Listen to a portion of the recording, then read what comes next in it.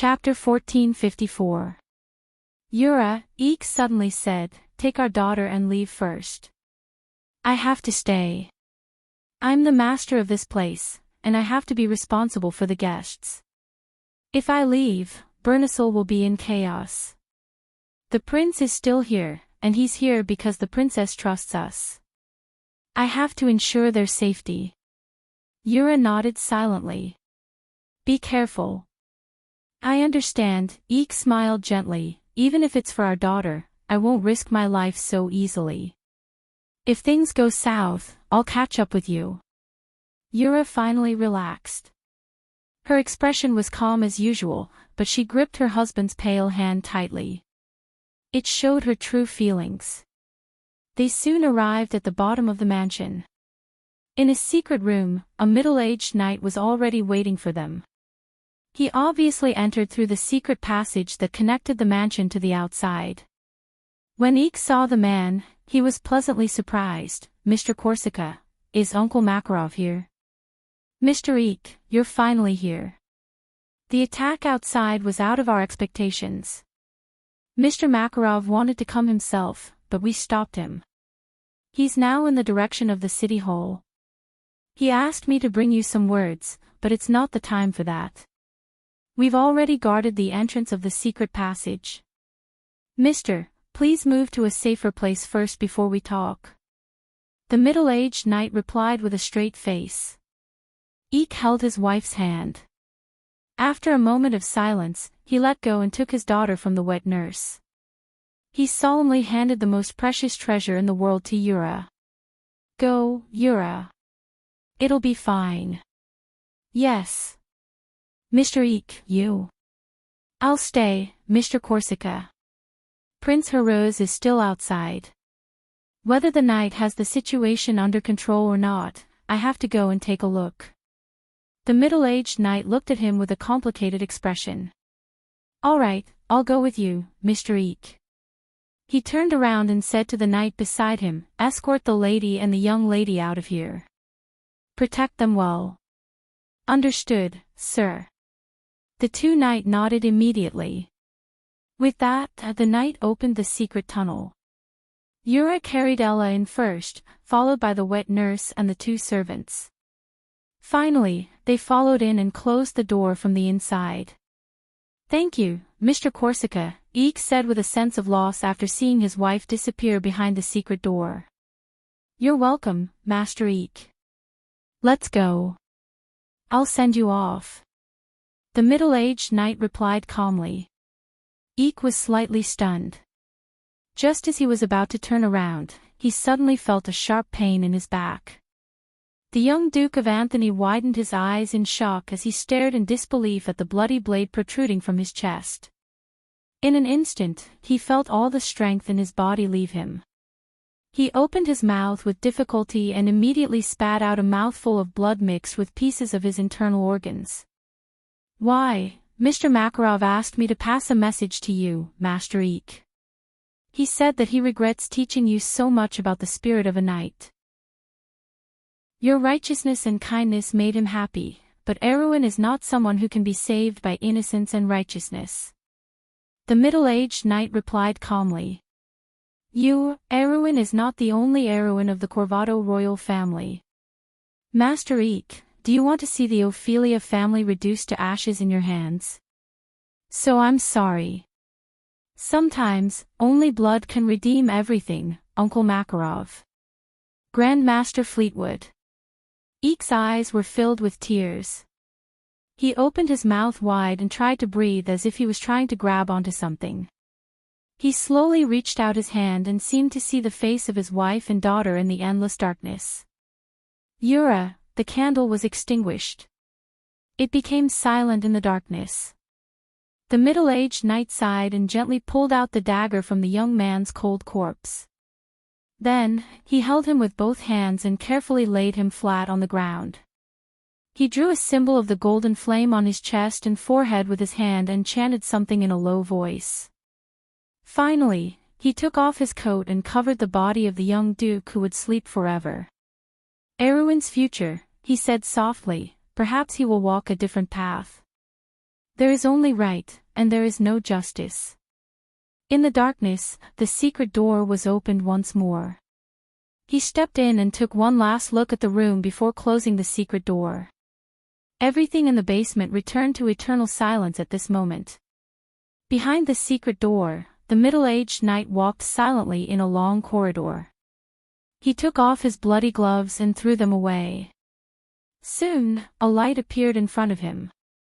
His knight subordinates were waiting for him there. However, the knight was obviously a little flustered, and his face was even a little pale. When he saw this, his expression changed slightly, and he subconsciously looked around. There were 4 corpses lying on the ground. 2 of the attendants had their throats slit, and the wet nurse was stabbed in the back and fell in a pool of blood. However, the last corpse was not the Duchess, but one of his subordinates. What happened? The middle-aged knight was furious. Where is Miss Yura? I don't know, the knight replied nervously. The Duchess suddenly started sobbing when we were halfway there. We were afraid that something might happen, so we had to act first. But he didn't expect that after killing those servants, Rowan would suddenly let out a blood-curdling scream. By the time I lit the torch, he had already become like this. Trash. The middle-aged knight flipped over the corpse of his subordinate and found a sharp dagger stuck in his waist. That dagger had actually pierced through the thick chain armor and killed him in one blow. It was a clean kill. He took a deep breath and stood up. What are you waiting for, you idiot? Hurry up and inform the Magi. Yes, sir. I'll go now. The knight was relieved and ran out of the room. Dirty water flowed in the dark. The underground drainage system of Burnissel had been in disrepair for half a century. Rubbish and debris had piled up into mountains. Water seeped out from the top of the sewer and dripped onto the damp ground, emitting a nauseating stench. Carglass held a glowing moonstone in his hand and scanned the dark tunnel with its cold light. From time to time, he saw a large group of rats running through the tunnel. It was a chilling sight. He furrowed his brows. This sewer was built about 100 or 200 years ago. Ever since Vero was annexed to Oween, this place had been forgotten along with the abandonment of the fortress. The sewer system that had lost its repair was collapsing everywhere, and it was full of danger. There were also unknown monsters hiding in the dark. The purple liquid on his sword was actually the blood of a ghoul. That thing was too dangerous. If there were a few more of them, he might not be able to handle it. Of course, he was fine by himself.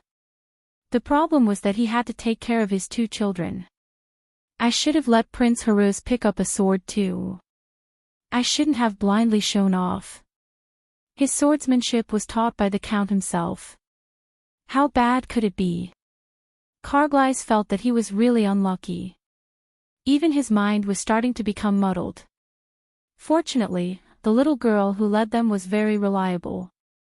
They didn't come to any dead ends along the way. Carglass realized that the little girl named Micaiah was even neater than a commoner's daughter. How could she live in such a filthy place? He vaguely felt that he had been tricked, but he couldn't tell why. They walked in the sewers for almost half an hour, and it was at this time that Micaiah suddenly stopped. What's wrong? Carglass asked. There are people ahead, the little girl replied calmly. Who? The people we met at the banquet. How did you know? Carglass asked in surprise.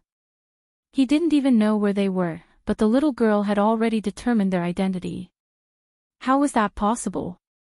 Unless the little girl's true strength was actually higher than his.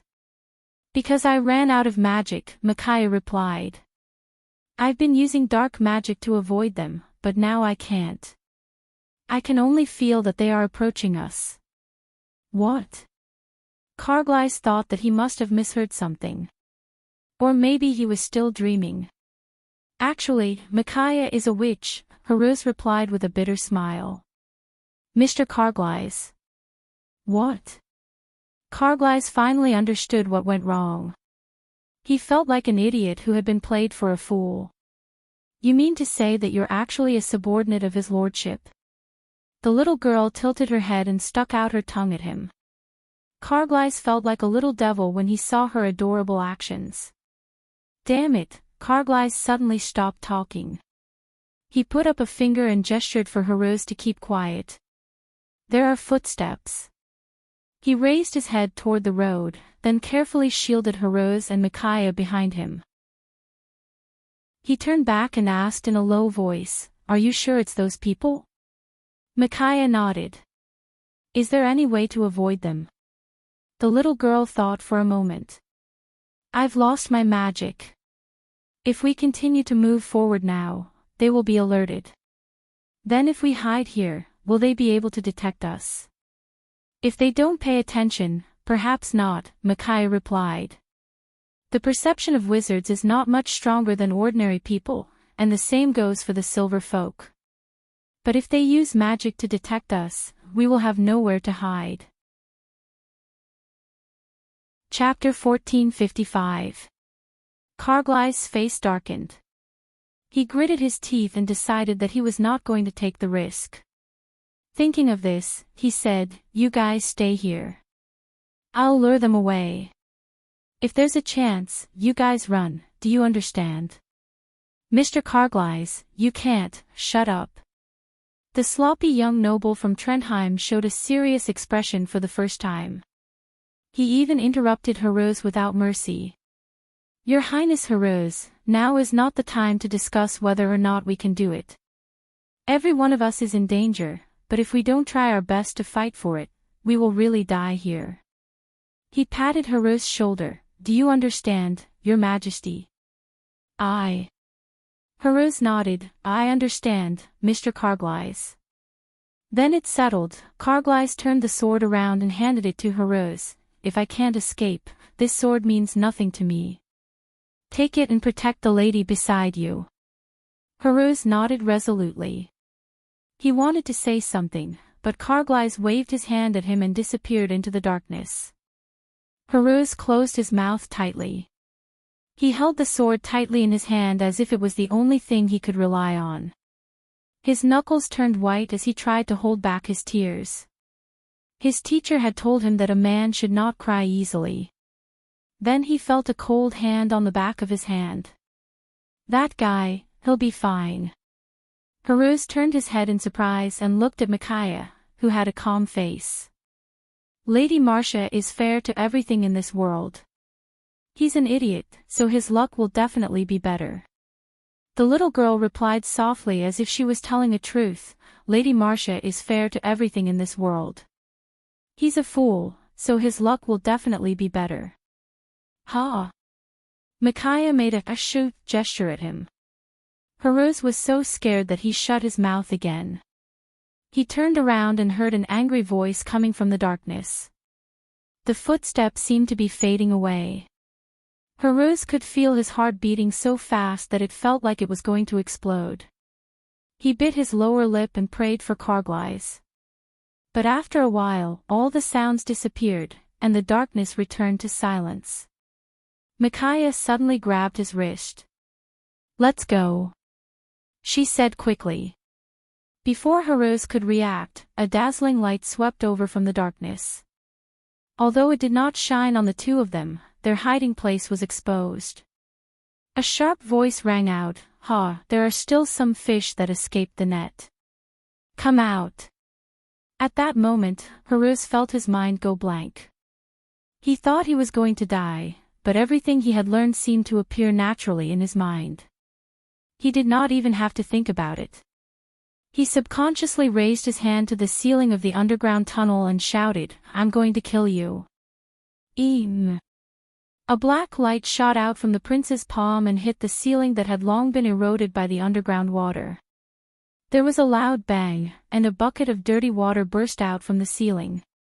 Large pieces of rubble fell from the ceiling and quickly turned into a large area of collapse. In an instant, it was as if the entire ceiling had fallen. The torrent instantly sent Heroes and Micaiah flying. The former hit a stone pillar and almost screamed out in pain. But at this time, Heartwarming didn't dare to stop. Ignoring the pain in his back that felt like it was breaking, he jumped out of the water, rushed over and grabbed Micaiah's hand, shouting, "Run!" The two stumbled forward, and a moment later, there was the sound of a second explosion behind them. The flying stones crossed a distance of tens of meters and hit the wall.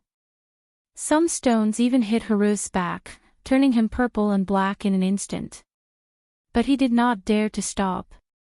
He knew that the second explosion must be the Grey Mage catching up. Sure enough, an angry voice came from that direction. "Black magic." The sharp voice shouted, "Very well, I'd like to see who it is." Heartwarming felt his soul leaving his body. He knew very well that with his level of strength, he was no match for the Bugha's silver person. He could only hope that the intricate terrain here would make the other party confused, although it seemed unlikely. The two of them quickly ran until they were out of breath, but Micaiah was unexpectedly strong. The little girl didn't say a word from beginning to end, although it was clearly because of him that she was in danger. "I'm sorry, Micaiah." Heartwarming panted and apologized, I can't run anymore. "It's all because of me that you're like this." He originally thought that Micaiah would retort, but he didn't expect that his hand would grab empty air. Heartwarming was so scared that he almost screamed. He thought that the Grey Mage had caught up and subconsciously raised his sword to stab behind him. But unexpectedly, a hand reached out from the darkness, knocked the long sword out of his hand, and then grabbed his arm and pulled him over. Heartwarming opened his mouth to scream in fright, but his mouth was covered by a soft hand, so that he could only let out a whimper. But at this time, he finally realized that the person who grabbed him was not the Grey Mage, because he clearly felt that the hand covering his mouth was a woman's hand. "Sisterless Mika?" Heartwarming asked subconsciously. But a gentle voice, completely different from Lady Medusa's, rang out in the darkness, "Don't talk, Your Highness." Heartwarming was slightly startled. He looked around and realized that he was in a narrow secret room. Not only him, but Micaiah was also in this place. Between the two of them was a very tall woman. She held Heartwarming in her arms with her eyes closed, and in her other hand was a baby girl in swaddling clothes. Heartwarming recognized who the other party was in an instant. "Oh, Madame Ophelia." "Shoot," Yura said softly, and she gently let go of Heartwarming. Only then did Heartwarming notice that the other party was injured. A wound extended from her shoulder to her chest, and blood had already soaked her clothes. She frowned, as if her previous movements had affected the wound, but even so, she bent down slightly, held the baby girl in her arms with both hands, and then handed her to Heartwarming. "This is..." In the darkness, Heartwarming's silver eyes sparkled, and he asked the Duchess with a puzzled look. "We can't hide," Yura said softly. Eula replied softly, "You are a guest of Lantern Island. Eichel and I must ensure your safety." Before she finished speaking, as if to confirm her words, the previous sharp voice came from outside the secret room. "How ridiculous, trying to hide in front of a real wizard, like a mouse with nowhere to hide under the light. Come out." Yura stretched out her hand and stopped Heartwarming. "The guest follows the host's wishes," she replied softly. "This is the ancient saying of the 9 phoenixes." With that, she gently touched her daughter's forehead, stood up, opened the door of the secret room, and walked out. The heavy stone door closed with a rumble in front of Heartwarming and Micaiah's eyes. Heartwarming clenched his teeth and held the baby girl in his arms tightly. His chest rose and fell slightly, but he could not make the slightest sound. Finally, the voice of the Grey Wizard came from outside the door again. The other party seemed a little surprised. "Look at what I found. This is not a small prey. A person of the 9 phoenix, a person chosen by the heavens, and a blind person. Then, this lady should be Duchess Ophelia, right?" Lady Yura did not seem to answer. Then the voice asked again, "Where is your daughter, Lady Yura?" As a mother, do you think I would give my daughter to people like you, a Bjuga, to be so self-degrading? The man seemed to be strangely silent for a moment because of this sentence. Then he said, I admit that you are right, Duchess, but the silver folk also have their own choices. It may be a little dishonorable, but in this world, everything cannot be won fair and square. Otherwise, how could we, the descendants of the ancient people, have fallen to such a state today? Everyone has their own choices, yes, Yura replied. But some people are noble because of it, and some are despicable because of it. Do you know what I have gained the most from coming to this land, Mr. Wizard? What is that? It is all the love in this world, deep and passionate, plain and noble. Do you understand all this, Mr. Wizard? Ah, the Grey Wizard sighed. I understand, Lady Yura, you will certainly choose to sacrifice yourself to protect your daughter, but you have to understand that it means nothing to us. There was a moment of silence outside the door. Yura seemed to say something in a low voice. It was the ancient saying of the 9 phoenixes. The Grey Wizard was slightly surprised. What did you say? But this sentence stopped abruptly and suddenly turned into a scream of horror. Damn it, what are you doing? Stop it. At that moment, Haruz felt the scorching heat in the secret room, but in his hands, the baby girl still had her eyes closed, as peaceful as a dream. A moment later, there was a shrill scream outside the door, and then everything was quiet. In the darkness, Mikhail was surprisingly calm. It's all over. At that moment, Haruz suddenly understood something. He trembled slightly and closed his eyes in pain. A drop of tear rolled down his long eyelashes and fell on the forehead of the baby girl in his arms. The baby girl suddenly woke up, her eyes still closed. She cried out and reached out her little hand, even touching the edge of Haruz's palm. Haruz bit his lips so hard that it almost bled. He held the baby girl's little hand and replied, Ilara, I will avenge your mother, no matter where those guys came from. The little prince's voice was low and sorrowful, almost pausing after every word. I swear. He was silent for a moment. I swear in the name of King Erwin. At that moment, the baby girl suddenly opened her eyes. In the darkness, it was a pair of shining golden eyes. Haruz was stunned. This is the golden race. I see. Mikhail suddenly crawled over to Haruz's side. She reached out her hand and gently stroked the baby girl's forehead. She is not a golden race. This is a descendant tainted with the power of Twilight, the first generation born after the collapse of Tiamat's network. In the darkness, the little girl's voice was soft and steady. I see. This is the choice of this world, where the hope of the future lies. Chapter 1456. Early in the morning, the dew that had accumulated overnight rolled down from the olive leaves. Startled birds flew out of the forest, and the sound of horse hooves approached from afar. On the main road near Castle Greypine, Maggie saw a grey knight galloping towards them. The castle lowered the drawbridge and pulled up the gate. The knight went straight into the gate and then dismounted from his horse. He didn't care about sweating profusely. He handed his mount to the guard and took off his cloak. He walked up the tower and handed a letter to the clerk sitting there. After the clerk verified that the mark was correct, his expression changed. He reached out to ring the bell, then got up, opened the door behind him, and hurried out. The urgent document was passed between the towers, and soon it fell into the hands of the servants in the inner court. Under the lead of 2 female officials, the servants knocked on the heavy wooden door of Castle Greypine's Lothar Palace. The few people inside the door stopped talking and turned to look at them in unison. Is this news from Lantern Island?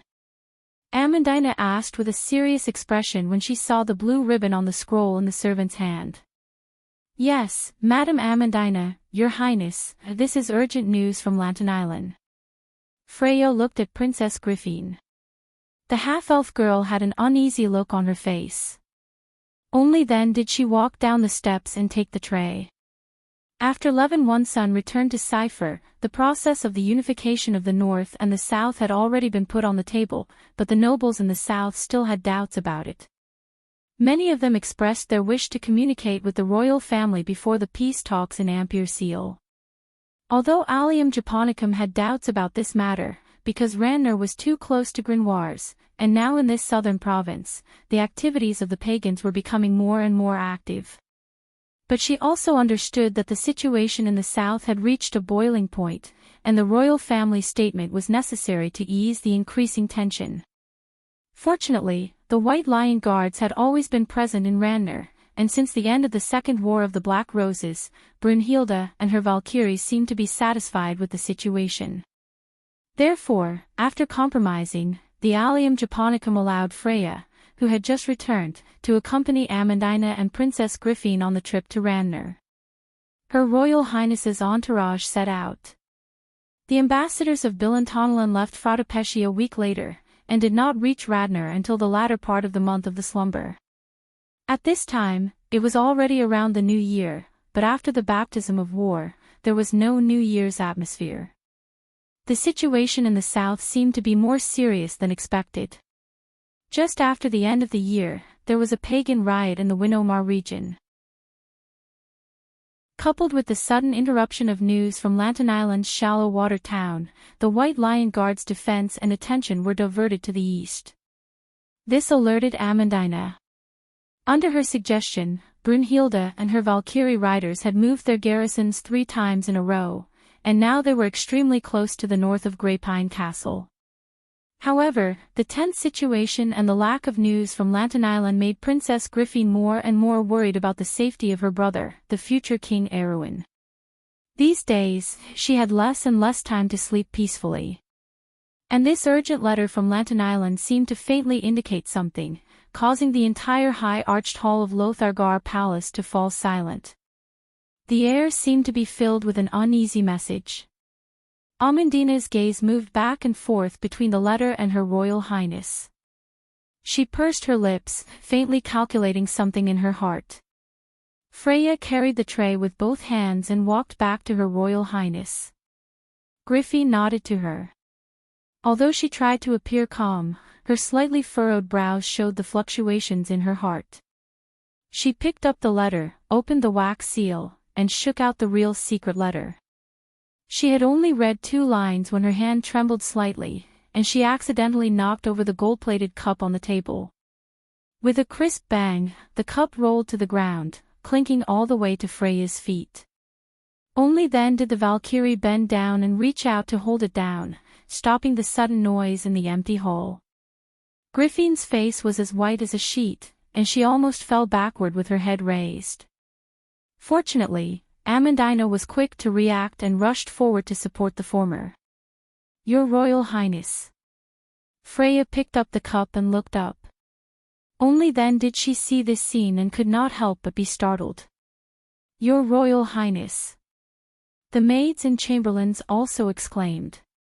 But Amandine sternly reprimanded these servants. "Leave, inform the priest to come over immediately, and remember to keep your mouths shut." Amandine was no longer the destitute noble daughter who brags. A few months ago, the heads that rolled on the ground in Ranner had forged her reputation here. The chamberlains and maids did not dare to disobey her orders and immediately retreated in fear. "Go see if the door is closed, Freya." Amandine helped the pale-faced princess sit down and then instructed. The Valkyrie understood and immediately checked to see if anyone was eavesdropping. Then she turned around and shook her head. "Go find out the news." Amandine gave her a look. Freya nodded, then pushed the door open and walked out. After Freya left, Amandine asked, "Your Royal Highness." "Something happened to Heroes." Princess Griffine murmured. "What happened?" "There was a rebellion in Bernisel, and the thugs took over the city. Old Duke Tonlan's army has now surrounded the city, but they have not attacked the city. Ever since this letter was sent, Heroes has lost contact with Duke Aiko and the others for 3 days. So, Amandina breathed a sigh of relief. At least the worst-case scenario she imagined had not happened. His Royal Highness may not have really met with misfortune. But how did these thugs come? Isn't there a large number of troops stationed in Lantern Island? Weren't the Highland Knight and the Black Tower mages also invited to the ceremony? I'm not sure. Griffin finally recovered some of her composure at this time and seemed a little calmer. She carefully recalled the contents of the letter, then shook her head weakly. The letter was written by Count Rogadia. According to the Highland Knight, the old Duke has not yet figured out the identity of the attackers. It is said that there is a considerable possibility that they are local pagans, but there are a large number of mages among them. That is why the Highland Knight and Lantern Island's allied forces have been defeated repeatedly. The Duke of Lantern Island is really confused. How can the local pagans have such strength? There must be an external force behind this, Amandina concluded. When did this happen, Your Royal Highness? It has been a week since the letter was sent. Princess Griffin frowned at this time. Strange, why was this letter delayed on the road for 3 days? Where is the knight who delivered the letter? We will know soon. Amandina looked up. Her frown seemed to reflect the same uneasiness in her heart, but even so, her answer was still unusually firm. As if to prove her words, not a moment later, Freya pushed the door open and walked in with the same worried look on her face. The female knight carefully closed the heavy wooden door of Lothargar Palace with the back of her hand, until the huge maple door made a soft click, and the lock springs were locked tightly with each other. Then Freya turned around and said, Your Royal Highness, Amandina, I have asked clearly. This letter was sent to Magidon after it was sent to Fort Kirkle. Why would a letter from Lantern Island to Magidon be sent to Fort Kirkle? The princess frowned and questioned with slight dissatisfaction.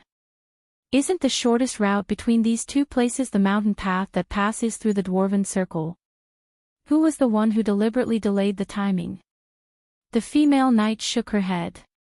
Because its first messenger is already dead. An unknown army blocked the road to the north of the Misty Forest, and the knight who delivered the letter risked his life to break through their blockade to deliver the letter to Kirkle. Then, it was sent to us by Lord Sherman Cohen's men. Actually, Freya said with a frown, we may be in trouble, Your Royal Highness. Amandina could not help but interrupt. Freya, you said that an unknown army was inserted to the north of Magidon. Are you sure that the messenger is telling the truth? I have confirmed his secret signal, and the magic method used is exactly the method that Lord Sherman taught Cohen. Amandina sucked in a breath of cold air, but why did the White Lion Guards not know anything about it? Because the movement of the believers of Manowar's All for One attracted our attention. Freya had clearly sorted out her thoughts, so this can only be the army of Duke Grenoir's and the Southern Legion. Other than that, there is no other army of such strength in the south. Amandina thought for a moment and said, this is obviously a premeditated move. The other party may be in cahoots with the rebels of Lantern Island, and they can order the believers of All for One in Erewhon. More importantly, they can march in secret under our noses, which means that they at least have the help of the local nobles. Amandina felt her scalp tingle. The nobles of the south colluding with each other was the last thing she wanted to see. It almost meant a coup d'état and rebellion. But now, there was no such thing as luck. The other party's large-scale mobilization in the south was definitely not as simple as an armed parade. And the most chilling thing was that Valhalla's military and administrative forces were completely kept in the dark in this incident. This was not something that could be explained by an intelligence failure. This could only mean that the other party's organization was more efficient and stronger than Valhalla. This may be pardonable. After all, Valhalla's intelligence system was only gradually established after Lord Sherman Cohen joined. Although there was some support from the Bugis, it was still a short time after all. Chapter 1457. But even so, it was the most effective force in Erewhon. The old noble's intelligence system was riddled with holes and could not withstand a single blow from it. Who, then, could make Valhalla appear blind? And it might not be just that. because she understood that it was the royal faction behind this meeting. Even if the local nobles were determined to break off relations with the royal family, even if they could hide from the royal family's spies, the inextricable connections between them could not be completely hidden from the higher-ups of the royal faction. Unless someone had purposely blindfolded the eyes of others, creating an artificial illusion behind the carefully concealed truth. Someone betrayed us. Princess Griffin also understood everything.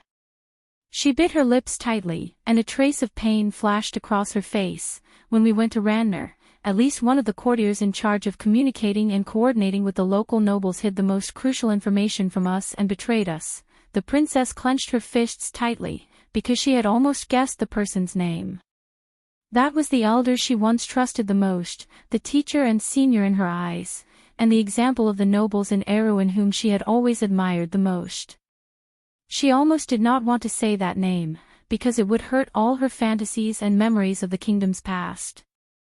Maybe it's not necessarily that person. Amandina instantly understood what she meant, and softly comforted her. Your Highness, you must muster up your courage at this time. Although Amandina herself did not quite believe this comfort. Both Makarov and Count Audine had the opportunity to come into contact with the inside story, but in comparison, that person was closer to the heart of the royal court. And after the all-for-one movement in Manuel, Oberway personally wrote a letter to say that the Duke of Grenoir's and the Southern Army's movements were all normal. Now, this letter seemed to have become the bloody handprint on the evidence of the crime. But this handprint may have already strangled the Erewhon royal family today. Her Royal Highness stood up. She felt a little suffocated. There were many local nobles and participants gathered in Mageddon City. How many of these people were rebels or at least sympathizers of the rebels? She shuddered just thinking about it. Did the other party already know that the messenger from Anthony had arrived in Greypine Castle? Perhaps they had already secretly sent people to monitor the manor. Amandina seemed to have realized the severity of the situation. She cautiously looked out of the arched window at the side of the hall and whispered, "We have to find a way to move to a safe place." Fortunately, Lady Brunhilde's camp is not far from here, and there are trustworthy White Lion guards in the castle. Griffin shook her head. There were too few White Lion guards in the city. They mainly relied on the guards in the castle, but these guards might not be reliable at this time. She asked, "Can you find a way to contact Miss Brunhild?" "There's a messaging crystal." Freya immediately removed the White Lion brooch from her chest, but when she turned it over, her expression changed. On the other side of the silver brooch, there was a dark red gem embedded in it. At that moment, it was dull, as though it had lost its effectiveness. Someone blocked the magic network in this area. Amandina and Griffin's expressions changed at the same time. The other party had already made a move, and the matter of the messenger could not be hidden. It was normal for there to be a potential informant in the castle, but it also meant that their current situation was very dangerous. "We have to leave this place immediately." Amandina made a prompt decision. But the secret passageway might not be safe either. The secret passageway in Castle Greypine is meant for external enemies. If the local nobles are also against us, this secret passageway might not be usable. Freya replied cautiously. "We have another way." Griffin had completely recovered by now. She thought for a moment and said, "In fact, most castles have more than one secret passage. Greypine Castle used to be the property of Count Ranner, but it was built by the previous count. In the era when Ranner's territory was close to the royal family, my father came here a few times. Because of a coincidence, he found out about a secret passage that only the Ranner family knows about. This secret passage leads to the Misty Forest." At this point, the princess could not help but blush. Amandina and Freya happened to hear about the love affair between Ober VII and Count Ranner when he was young. It was obvious that this secret passage was the bridge between the two of them. However, Amandina and Erewhon's war goddess did not say anything and pretended that they did not understand the meaning behind it. Amandina coughed lightly and said to Freya, "Freya, go and gather the White Lion guards. Gather as many people as you can, but there's no need to take any risks. Don't think that you can get everyone out of here by chance. As for the others in the castle, you don't have to inform them. Tell them that the princess wants to gather the royal faction and the nobles. Tell them that she has something to announce. I understand. I'll go and destroy the documents and letters. Amandina replied, apart from the parts that must be taken away, the rest must be burned on the spot. Let me help you, Miss Amandina. Griffin sighed softly. She suddenly felt weak and powerless. This feeling was similar to the despair she felt when she was betrayed in Ampere Seal. But this time, at least she had someone by her side to rely on. However, she could not help but wonder if the knight who saved her and Erwin time and time again was as brilliant and dazzling as he appeared to be. Amandina looked at her and shook her head. First, you have to sort out your emotions. You can't be in this state right now. Also, you have to put on some makeup. Your elven features are too obvious. Do you know how to put on makeup, Your Highness? A little. Amandina shook her head. I'll let my maid help you. She's someone I brought from Tonagel. She's a reliable person. Griffin could only nod. Ever since Count Randner's death, the huge family had fallen apart. Their immediate family members were either imprisoned or hanged by the royal faction in the name of rebellion. It took Griffin some time to find the entrance to the secret passage in the Count's study. It was obvious that the princess' father did not mention much about it. The entrance to the secret passage was in the wall behind the fireplace. The fireplace was cleverly designed to be movable. Once it was opened, it revealed a dark entrance behind it. Griffin was certain that the passage had not been opened since that era because it represented a disgraceful history for the Randner family. When she saw the thick layer of dust and cobwebs at the entrance, she knew that her guess was correct. However, standing in front of the entrance, the princess felt a moment of absent-mindedness. She thought that perhaps decades ago, her father had also stepped into this pitch-black staircase when he was young. A father and a daughter, at two different times and with two different emotions, stepped into the same secret passage. It gave her a sense of dislocation in time. Today, this secret passage was still the same, but to Erwin, things had changed. Those who belonged to the past left the stage one by one, and their lives ended. This included her father, Erwin's father, Oberg VII. At that moment, she recalled her childhood. She recalled the series of events that happened after she left Corvado. It was as if it was just yesterday. Will there be a day when I will leave this world, father?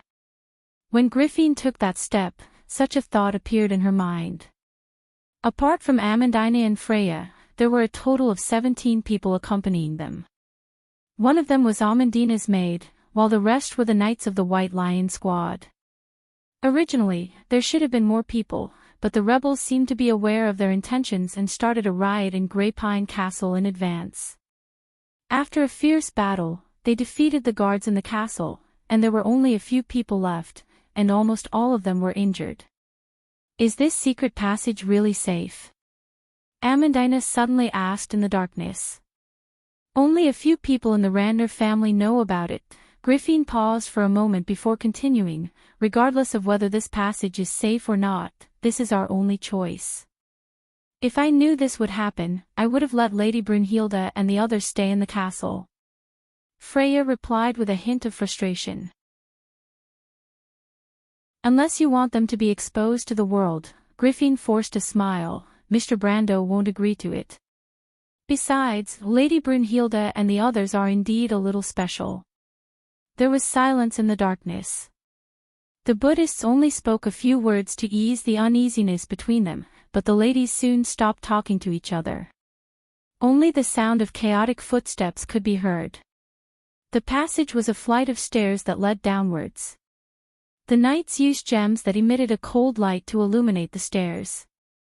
Soon, they found themselves in a natural cave. Fortunately, the terrain here was not too complicated. The underground water of Castle Grapine seemed to be stored under the karst cave. In the darkness, there were large pools of water. Stalactites rose from the pools and densely covered the ceiling of the cave. The cave was as rumored to lead straight to the north, and there were traces of man-made carvings along the way. Griffin breathed a sigh of relief. Her father did not tell her about the anecdotes of his youth, and she was only able to determine the location of this place through fragments of words. She was afraid that her judgment would be wrong, but fortunately, everything was developing in a good direction. Chapter 1458. About an hour later, the knight finally brought news from the front. An exit has been found, Your Highness. Looks like we found the right place. Amandina also saw the princess's nervousness and comforted her. Although the process is a little complicated, at least we haven't lost all hope. From Duke Anthony's reaction in the letter, at least they're still on our side. With the military power of Valhalla, these schemes and plots can only stay at the stage of schemes and plots. Thank you, Amandina. I understand, I'm just worried about Haruz. He's the Lord's student, and the Lord didn't just teach Prince Haruz swordsmanship. As his sister, perhaps Your Highness should have more confidence in Erewhon's future king. Aween's eldest princess finally nodded her head. The knight soon controlled the exit of the secret passage from outside. The exit was indeed in the misty forest, and it was said that there was a hunter's wooden house nearby, but it had been abandoned for a long time. The Knight of the White Lion Guards found a lot of military standard weapons in the wooden house. Although they had long rusted, it seemed that this was a secret stronghold of the Ranner family, and the appearance was just a cover. After confirming this, Amandina and Princess Griffin were finally able to calm down. Under the care of the knight, Freya was the first of the three to walk out of the secret passage, and then the Valkyrie took the princess' hand and helped her out. Although the eyes of the elves could quickly adapt to the changes in light intensity, Princess Griffin could not help but squint under the sudden sunlight. And at this moment, she suddenly heard a sharp whistle in her ear. Your Highness, be careful. She heard Freya's scream, and then a heavy object crashed into her. The huge force made her fall back, and her back hit the wall of the secret passage heavily. Then, a series of noises came from outside. One of them was probably the sound of wind and fire, followed by the sound of people screaming, and finally the sound of weapons clashing. She heard the Valkyrie let out a muffled groan. After that, all sounds died down. Only then did the princess see what was on top of her. It was a corpse, a headless corpse of a white lion knight. Blood was oozing out of the broken blood vessels and trachea on the neck. The stench was nauseating. Griffin resisted the urge to vomit. She tried her best to shrink back, but Amandina also tried to pull her back. Soon, a pair of cold iron gloves reached in from outside the cave and grabbed the princess' hair. Griffin let out a scream and was dragged out of the cave. She screamed and clawed at the wall. Her fingertips were bleeding, but she was still pulled out and thrown aside. Griffin opened her eyes and saw Freya lying next to her with her eyes closed. There was a long wound on her chest, and she did not know if she was dead or alive. Griffin's heart clenched. She subconsciously held the Valkyrie's cold hand. Fortunately, she could still see a warm pulse. But before she could say anything, the pair of iron gloves grabbed her slender neck and pulled her up. Then, she shouted in the direction of the cave. Everyone inside, come out, or I'll kill these people.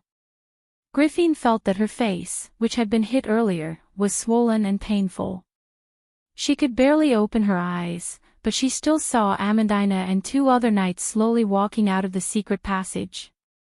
Of the more than 10 people who had accompanied her, only a few were left in an instant. Griffin saw the cold corpses on the ground. Among them was Amandina's maid. This girl, who was only 15 or 16 years old, had been shot in the chest by an arrow. Her empty eyes stared straight at the sky above the forest. Griffin thought of how this girl had put on makeup for her not long ago and praised her beauty. She could not help but close her eyes in pain. The other party's strength was beyond her imagination. The White Lion guards left behind by Brando were already one of the best elites in Erewhon. The average local noble's private army might not be able to gain the upper hand in a head-on battle even if they had 10 times the number. But these enemies had killed almost all of them in a moment. She noticed that most of the people who attacked were wizards. There were a total of 17 or 18 people, all dressed in grey robes, and even their faces were covered by hoods. With so many spellcasters, it was exactly the same as the rebellion in Lantern Island described in the Highland Knight's letter. This was definitely not something that the local nobles in the Southern Territory could come up with. "Who is the princess?" The black-armored knight who caught her asked in a rough, muffled voice. Griffin was slightly startled. She looked up with some doubt. These people who came to arrest them did not recognize her. Were they really the nobles of Erewhon? "Take the women away." "There must be someone among the nobles who knows her," a voice replied. "No," but the wizards shook their heads. "These people cannot be seen by the nobles. They are our captives. Don't worry, we have ways to confirm their identities." With that, he motioned to one of the wizards to take out a gemstone. Griffin almost cried out when she saw the gemstone. It was Gorland's gemstone. Legend had it that it used to be a part of the Lionheart sword, but the late King Eric used it to cast a crown. This crown had always been the treasure of the Cipher family. The gemstone had the same ability as the Lionheart sword, which was to confirm the legitimacy of the Erewhon royal family. The crown had always been in the Cipher family, but after the war in Ampere Seal, following a series of turmoil in the Cipher family, the crown and the gemstone disappeared. Griffin had specifically asked her brother Levin Orson about this. Ornizon, but the other party obviously didn't know much about this matter. But how did it fall into the hands of these people? Who were these people? Griffin's heart was filled with confusion for a moment. Amandina also saw the gemstone at this time, and a trace of surprise flashed in her eyes. She saw the black-armored knight receiving the gemstone from the Magi. She suddenly stepped forward and interrupted them, saying, "Don't worry. This is Gorland's gemstone. It is the treasure of the Erewhon family. How did it fall into your hands? Who are you?" "Ha!" The wizard was slightly stunned. He glanced at Amandina and suddenly threw the gemstone over as if it was a worthless stone. He then sternly said to Amandina, "You, pick it up." Amandina silently looked at the gemstone that rolled to her feet. Then she raised her head and looked at the bruised and swollen princess. "Let go of my maid first. I have the right to ask you to do so." "Interesting." The wizard snorted. He gestured to the black-armored knight, and the latter immediately let go of Griffin. The half-fairy princess knelt on the ground. She held her chest with tears in her eyes, and there was a purple mark on her neck. She could hardly speak and could only gasp for breath. Amandina couldn't bear to look at the princess. She hesitated for a moment, then slowly bent down and picked up the gem. "Amandina, don't." Princess Griffin was anxious. She could not speak and could only desperately signal to Amandina with her eyes. These people were extremely cold and ruthless. If they found out that Amandina was deceiving them, she was afraid that they would tear her to pieces in an instant. Right now, they did not know whether Miss Freya was alive or dead. If Amandina died here, she did not know how to explain it to Brando. But it was at this time that the princess suddenly froze. In everyone's eyes, the flawlessly cut golden gemstone was slowly burning in Amandina's hand. The center of the gemstone seemed to light up with a flame that slowly expanded outwards. Finally, it became bright and flawless, emitting a soft light in all directions. How beautiful! The magus couldn't help but praise when he saw this scene. Then he bent down and bowed to Amandina, Then, Your Highness, I will have to trouble you to come with us. This golden gemstone. You may take it, the wizard replied politely, his previous arrogance gone. This is the end of its usefulness to us. With that, the magus turned around and ordered all the black-armored knights in the forest, clean up the battlefield and leave this place. Take away all the people who are still alive. Don't forget about the young lady and her sword. He pointed to Freya and the lionheart on the ground. Amandina held the golden gemstone in her hand and silently watched this scene. Her gaze slowly moved to Princess Griffin, but saw that the half-elf girl was staring at her blankly. Her silver eyes were full of pity and helplessness. Waking up from all the darkness, ignorance, and chaos was often the dream of mortals. When Griffin opened her eyes due to exhaustion, all she saw was darkness. The tent blocked the misty forest's bright night sky and the twinkling stars. Outside the tent, the sound of insects' wings could be heard. Creak, creak, creak, like a nocturne. The sound of a woman's scream and cry came from the camp in the distance. The princess' heart could not help but tighten. She seemed to have entered another nightmare, but the latter was more realistic, like a knife cutting open her heart. She could hear her heart thumping loudly in her chest.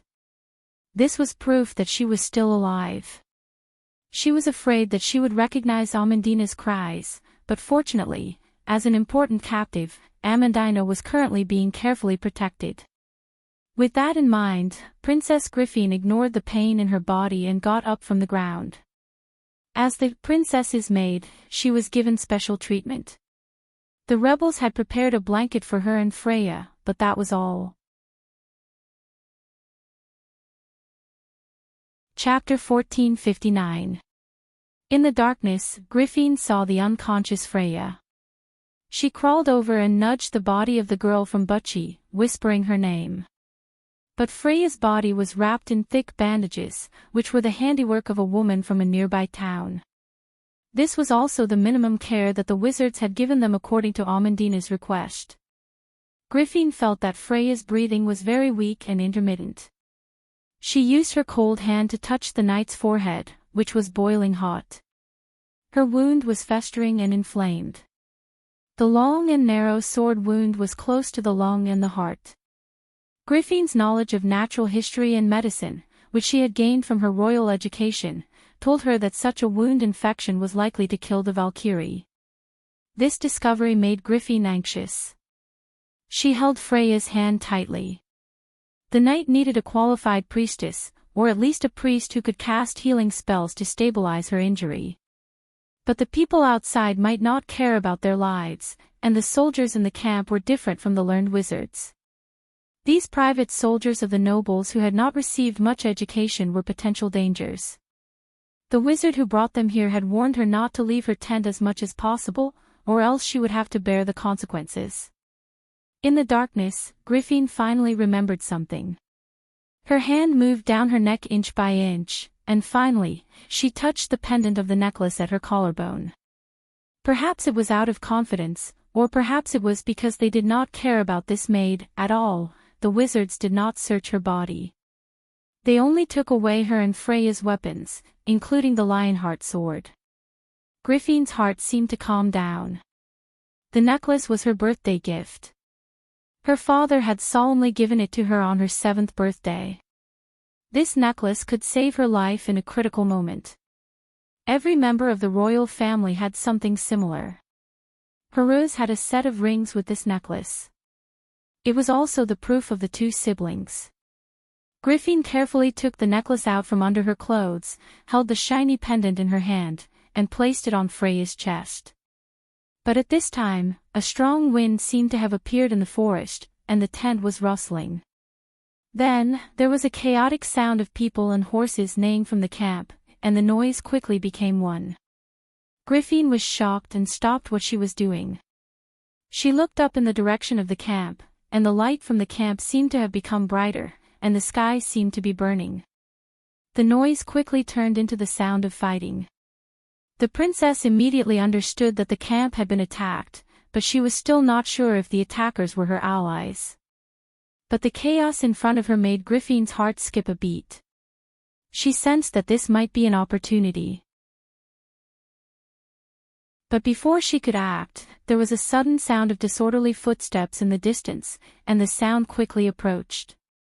There was a shout outside the tent, followed by angry scolding, and then the sound of swords clashing, fighting, short screams, and finally the sound of a heavy object falling to the ground.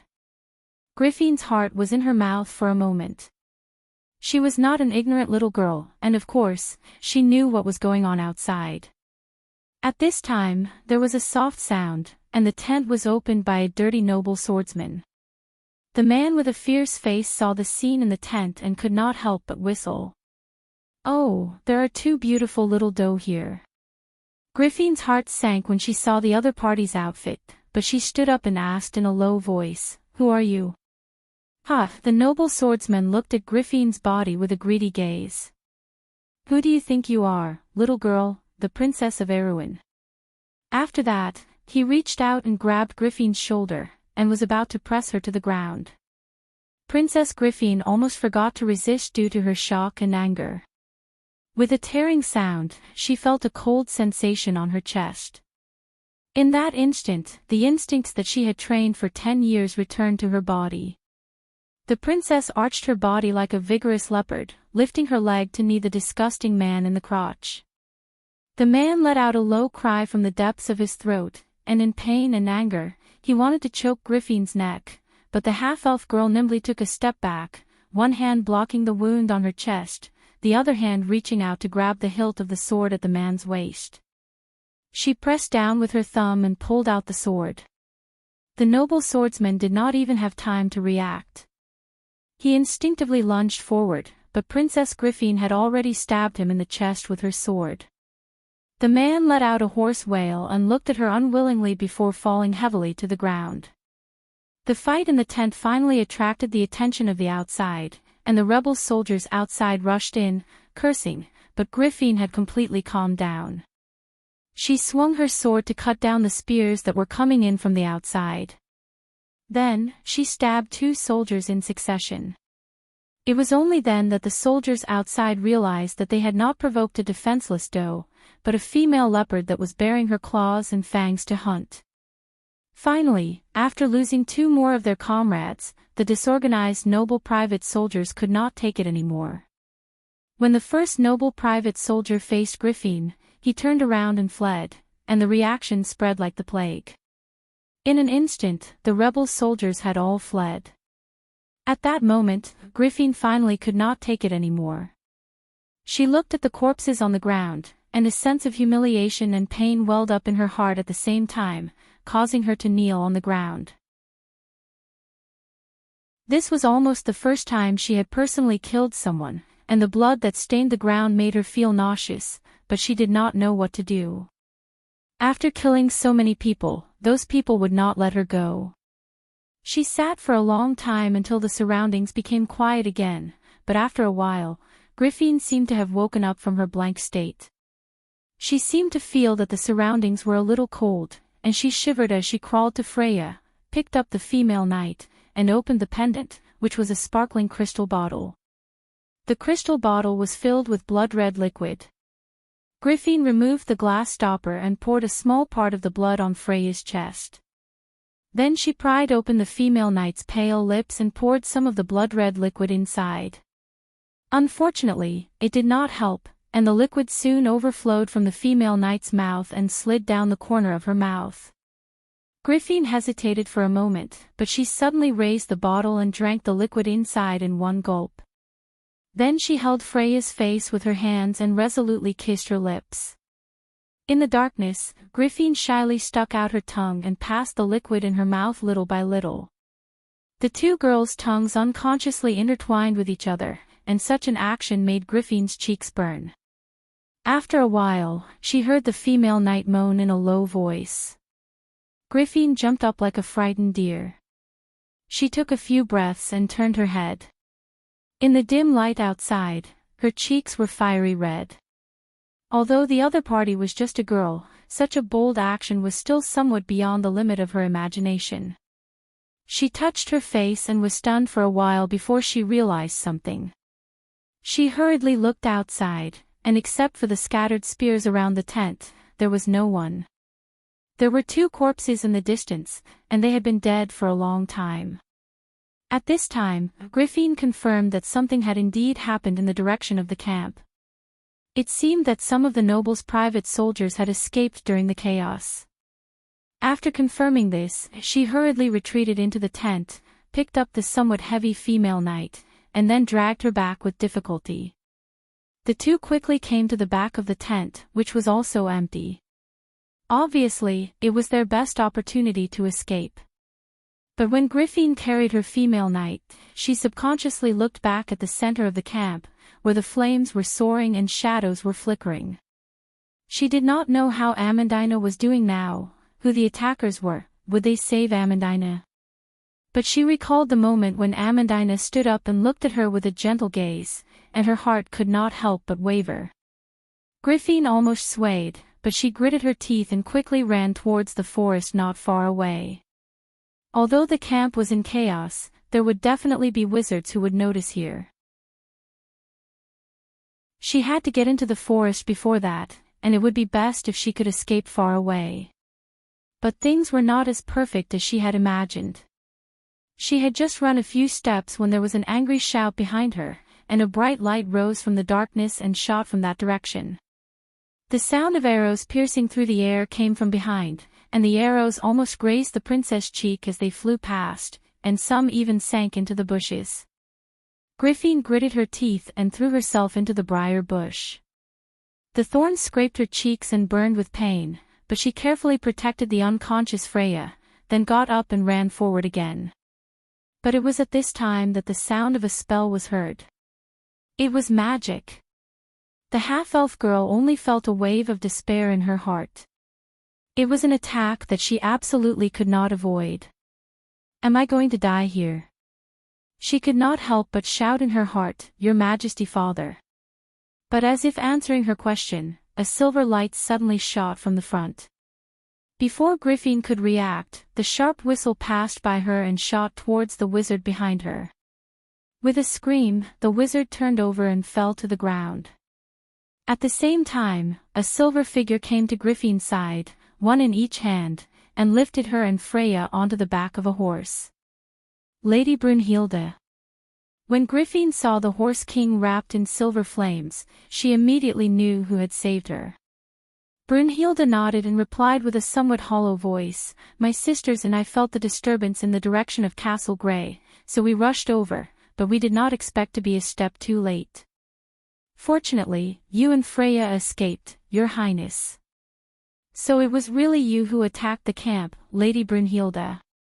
Griffin said anxiously, Miss Amandina is still in the hands of those people, please be sure to save her. We will, Brunhilde replied, but the possibility is very small. The opponent is very strong, and there is a wizard who is even stronger than me. Fortunately, we are all spirits, and the wizards of the law cannot do anything to us. Griffin was completely stunned. A wizard who is stronger than Lady Brunhilde, isn't that a supreme being? But how did Erwin have a supreme being?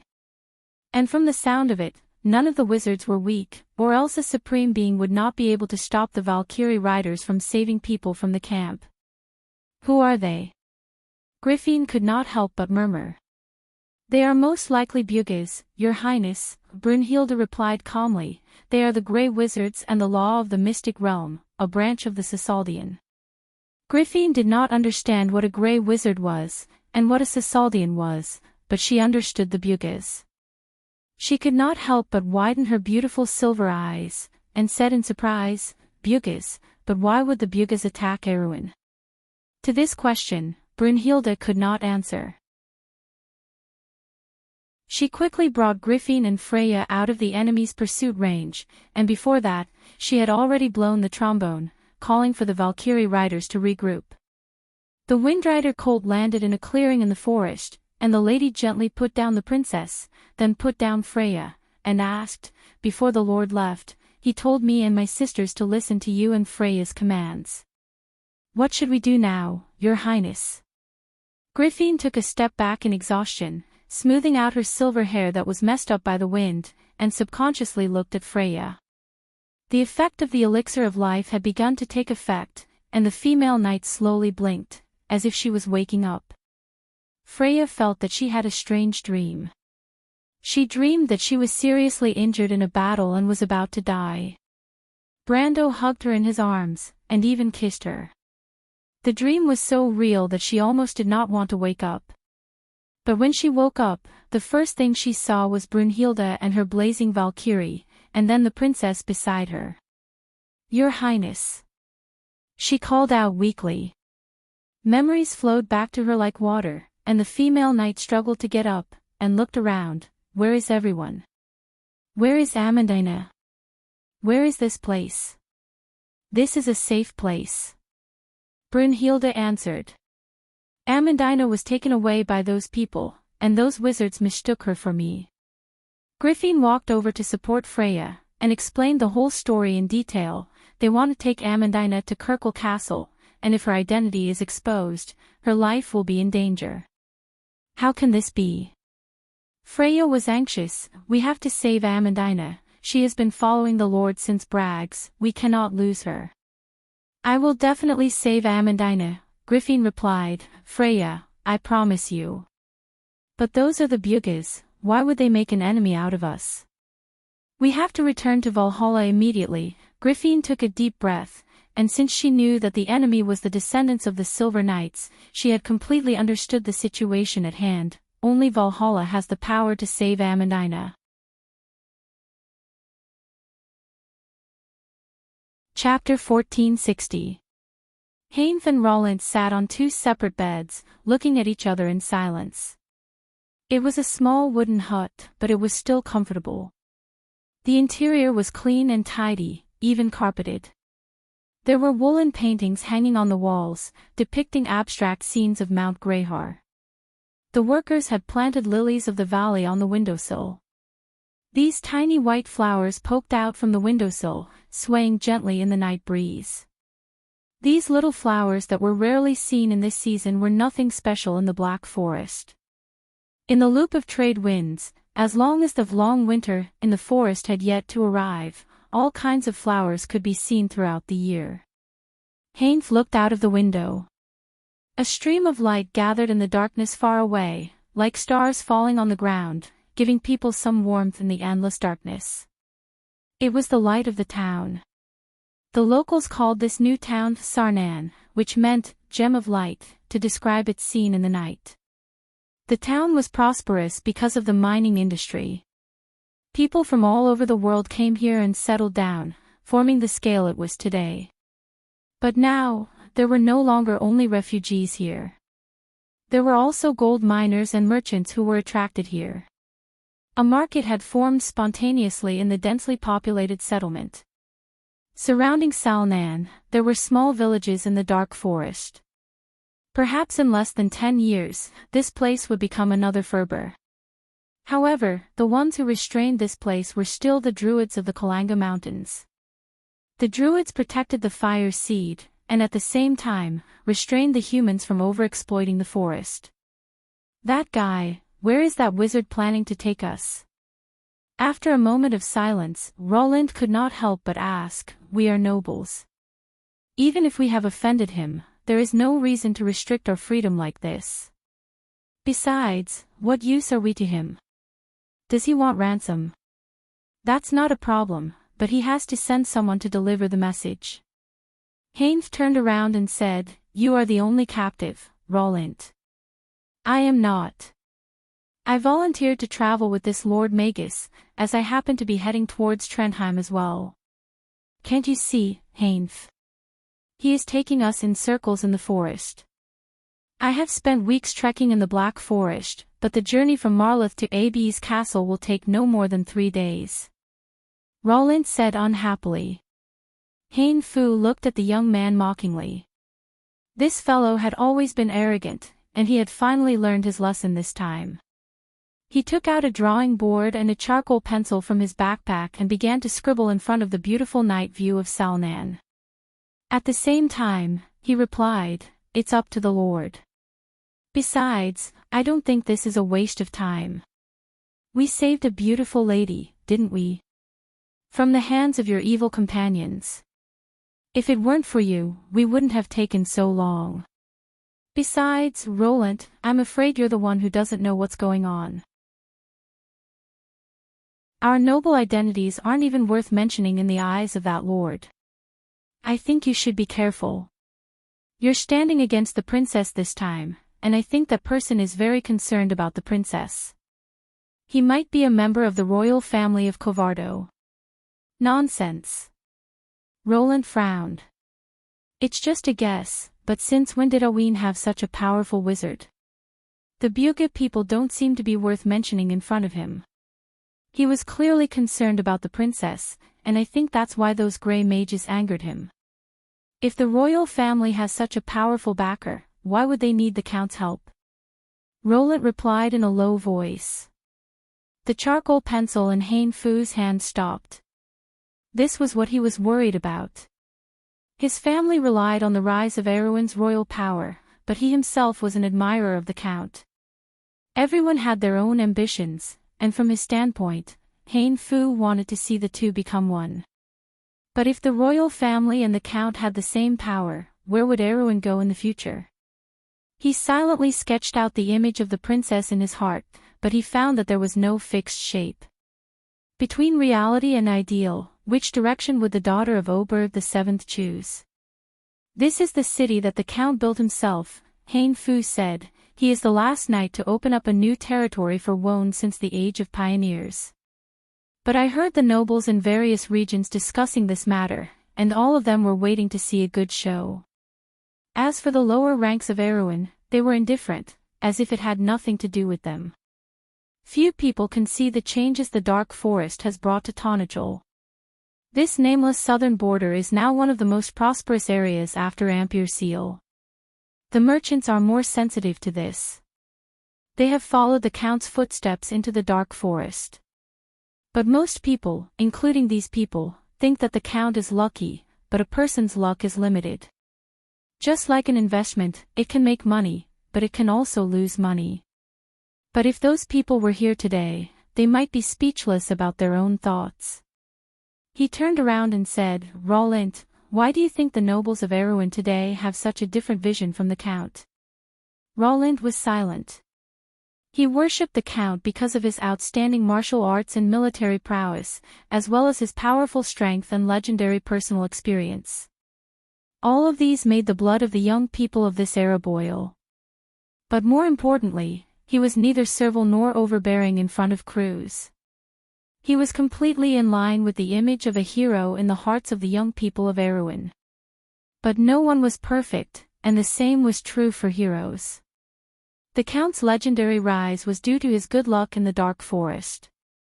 This was understandable, and there was a sense of mystery that was predestined. Perhaps it was Lady Martha who sent this hero to Erwin to save this ancient and fallen kingdom.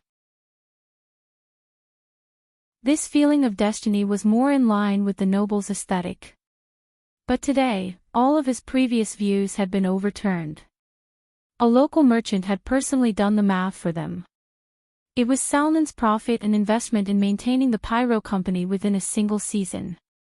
These were two astronomical figures that were equally unimaginable. It was an inconceivable plan in the eyes of the nobles. To them, most of the wealth that the Count had plundered from the dark forest had been reinvested into the maintenance of his territory. It was simply a laughable arithmetic problem. But in fact, Roland saw the scattered towns in the dark forest taking root in the forest step by step. They were like giant trees that were sprouting, absorbing nutrients from the ground and feeding back to the land. And one day, this place would become Erwin's territory. Since the pioneer era, this was the slimmest hope in the darkness, but it was so real here. At that moment, Roland truly felt a great sense of mission that breathed in the future and destiny of a common future. It was a long-term vision that made one's soul tremble. It would take decades, or even hundreds of years, a generation, or even several generations of effort to complete all of this. A long-term plan about the future of the kingdom, and even the future of civilization and order of the world. It was just a small step in Tonajul, but it was like opening the door to a vast world for people. The infighting of the people of Erewhon in the small land, and even the conflicts in the entire Wound, were extremely laughable behind this door. Roland seemed to have gotten to know Hainf all over again. Hainf, I didn't expect you to care about this too. It's not profound. It's just that some people don't want to understand it. Hainf used a charcoal pencil to draw a long ridge on a piece of paper as he replied. Since you have seen all of this, Roland replied in a deep voice, I believe you have the intention to change it, and this is exactly what we are doing. After the Count left, Her Highness did all kinds of things to erode the strongest power in the kingdom. If Tonajul falls apart because of this, everything that we have seen in the dark forest will one day become a bubble. He paused for a moment. If you are still bothered by what happened before, I can apologize to you for it. Hainf, I think we have the same ideals. Why don't you join the royal faction with me?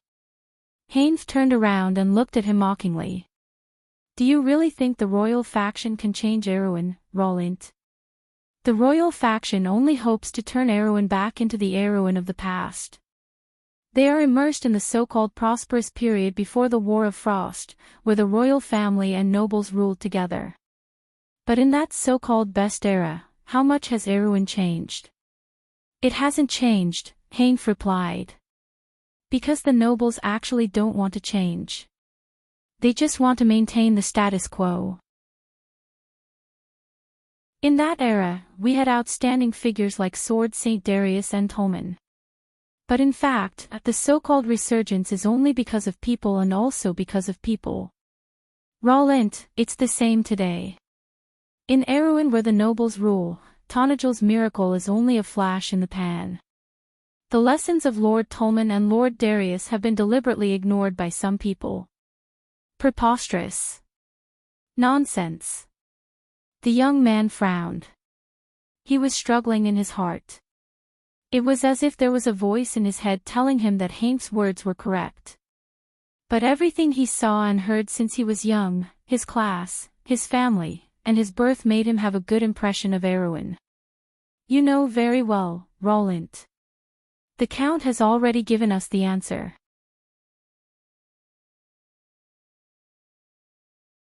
Chapter 1461.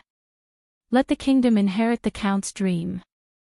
This dream will be the whole of Erewhon, not Tonajul, or any other noble's territory. You should understand the short-sightedness of those people. Only the kingdom's vision is long-term.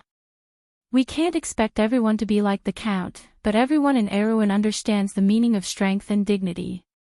Roland's eyes were filled with disbelief. He had never heard of such a thing before, and it made him feel as if he was meeting the brother of a classmate he used to look down on for the first time. He subconsciously fell silent. But the Count is no longer here. It doesn't matter, but his will is still there, and we still have His Highness. I believe Prince Haruz must understand the Count's ambition. What do you want to do? The royal faction is a thing of the past, but Erewhon does need a new belief. Roland, we have like-minded people, why should we wallow in the mire with the past? Hans's eyes flashed with a bright light, as if there was a flame in them. The light of the stars in the sky shone on the dark forest. The darkness seemed to allow Brando's perception to expand in all directions. The eye of the heart watched the entire forest. The fallen leaves, the insects, the light flapping of the owl's wings, the whispers, and any small details in the dark corners were all reflected in his heart. He stopped and stood in the middle of the forest, as if he was a part of this silent nature. Although he was seriously injured and almost lost his life in the battle with Akentu in the realm of stagnation, but ever since Martha healed his injuries and returned to Wound, he felt that he was getting closer to the laws of this world. His strength seemed to be growing every moment, and he was getting closer and closer to the checkpoint he was once familiar with. Is my lord in a bad mood? Scarlet also stopped and said with a little guilt, is it because we wasted too much time in the loop of trade winds? She lowered her head, if I hadn't been too careless and provoked those bugas, it's nothing. Sausalds deserved it. Brando shook his head. His thoughts were not on this matter. He naturally heard the conversation in the wooden house in the distance. It seemed that his influence on Erwin was growing larger and larger, but whether it was good or bad, it was hard to say. However, he had no intention of stopping them. Of course, Erwin didn't just need a single person. This ancient kingdom still had its future and its next generation. At the very least, these people had already developed different ideas from their parents. It was like a pool of stagnant water that was rippling with new ripples. Chien. Brando suddenly said. Can I invite my guard captain to walk with me? The mountain maiden was stunned. Sir, aren't we walking? Of course not, Brando replied. Although I'm inviting my captain of the guards, I'm taking up her rest time. You can't keep this face all the time, right? Chien showed a puzzled look. Brando smiled and stretched out his hand. Come to my side, don't always follow behind me. Do I look scary? Chien stared blankly at Brando's outstretched hand. She hesitated for a while before putting her hand on it. When Brando held her hand, the girl's movements were obviously stiff, but soon, she softened.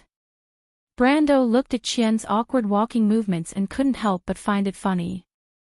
Is my captain of the guards actually a puppet? Under the bright moonlight, Chien seemed to have lost the ability to speak. She lowered her head and said nothing. Brando smiled and shook his head, but his thoughts were a little unpredictable. He had been dreaming a lot these days. He dreamed of the past, of the night in Bucci, of the Roman, and also of his senior sister and the princess. He dreamed of fighting and escaping in the darkness. The dreams were grotesque and variegated. Some were real, some were absurd. In every dream, there seemed to be someone trying to talk to him, telling him everything about the past and the future. He couldn't help but think of the Cisaldian alliance. Those wizards had been secretly imprisoned, but they went missing in the loop of trade winds. It might be a little troublesome for the Cisaldians to investigate. Therefore, he handed those people over to the Druids. The power of the loop of the world was not inferior to the Silver Alliance. The Druids owed him a favor for the loop of trade winds, and the two had always cooperated well. This small matter was not worth mentioning. He interrogated those people and found out a lot of things. The Cisaldians coveted the war slate. This was not surprising. After all, they were once the owners of this taboo knowledge. There were some ambitious people who wanted to use this to restore the former status of the Silver Folk, recreate the empire in the sky, and let the Bugas have the silver blood flowing again. Since the change of the law of Tiamat and the fall in status, such arrogant ideas had become more and more marketable within the Silver Alliance. He heard that the Bugas had hurriedly withdrawn from the wild conference of the Four Realms. There must have been internal disagreements and different voices. Vladimir the Great and Wizard Cisaldian had been splitting up the Silver Federation, and now was the best opportunity for them.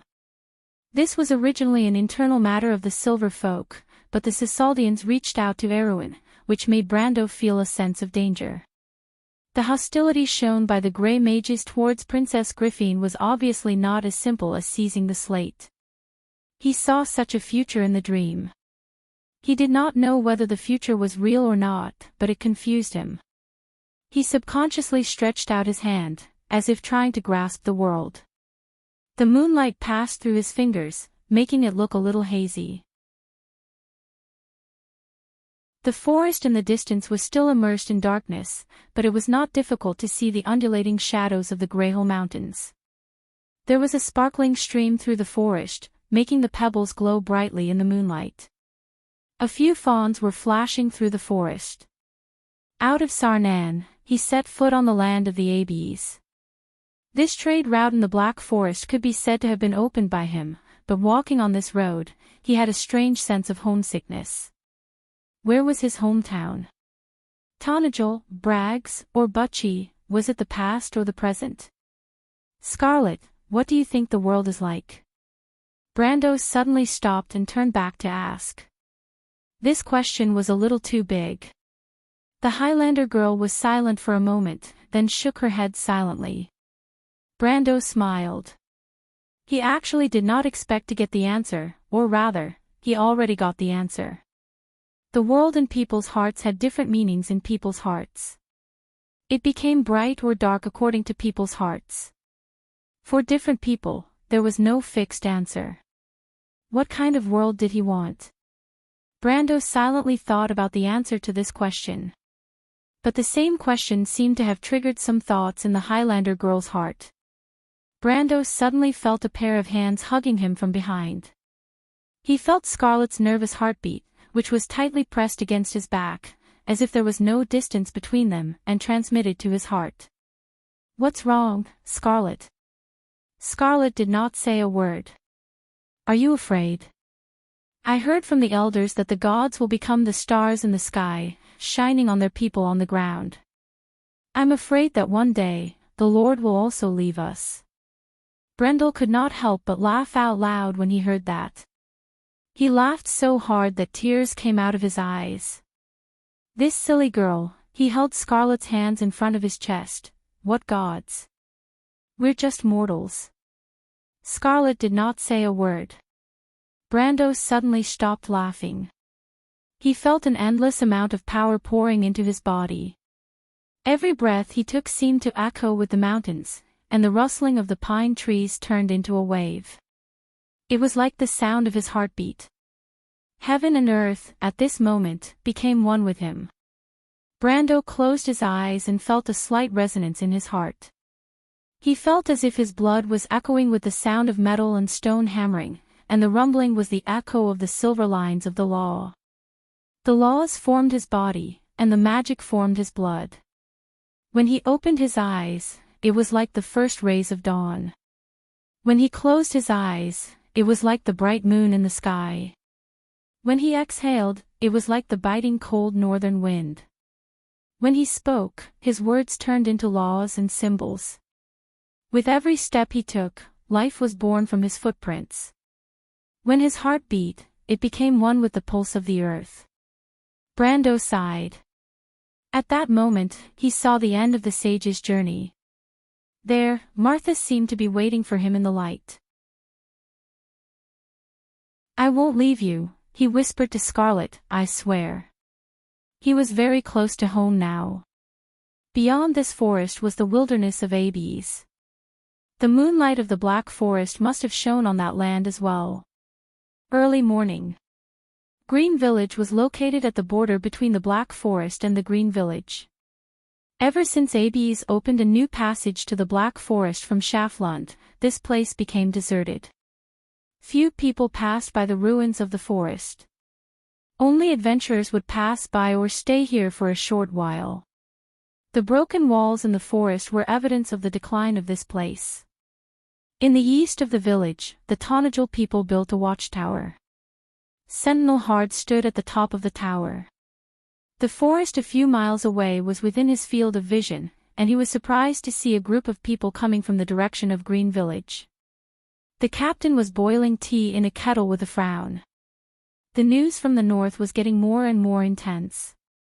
It was said that the White Lion Guards had already fought with the rebels, but the news was very tight.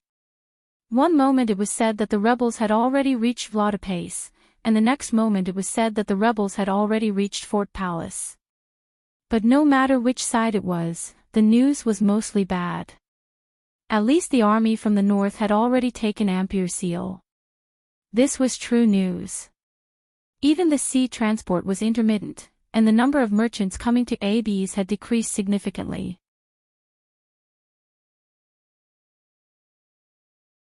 Chapter 1462. It was said that this was related to the changes in the Cruz Empire. Since the fall of the Black Moon, trade had begun to decline substantially. But fortunately, with the help of the Nagas, at least the route to Alanta and Nazir was still open. But this was not good news. The army of Abes had already left for the north, and according to the letter from home, Menta and Old had begun to evacuate south, crossing the Gus River. Now the refugees were gathering in Abes, and some were gathering in Gree. The harsh winter had not passed, and it was as if they had returned to the time before the year of flowers and summer leaves. Every time this happened, the captain could not help but miss the time when the Lord was still in the territory. Recently, rumors about Princess Amandina and Amandina began to circulate in the fief, vividly describing how the two women had usurped the count's position. Although the captain thought it was ridiculous, everyone could see that Amandina was loyal to the count. But he also felt that since the Lord left, Tanagel's days had indeed become harder and harder. This might be related to the turmoil in the south, but it made it difficult for people to trust the princess' ability. These days made him feel anxious. Although the struggle for power between the nobles and the royal family had nothing to do with them, the bottom of the Erewhon, no Tanagel was willing to return to the past. "Captain, I heard that the army in the north is full of monsters." The youngest sentry in the sentry tower stared at the dark red flame in the darkness, and there seemed to be a ball of fire in his dark eyes. He looked at the gurgling lid of the teapot and suddenly said, "Don't talk nonsense, where did the monsters come from?" "I heard it from a merchant, he came from the north. He heard that the nobles in the north colluded with the monsters and killed the king's eldest son.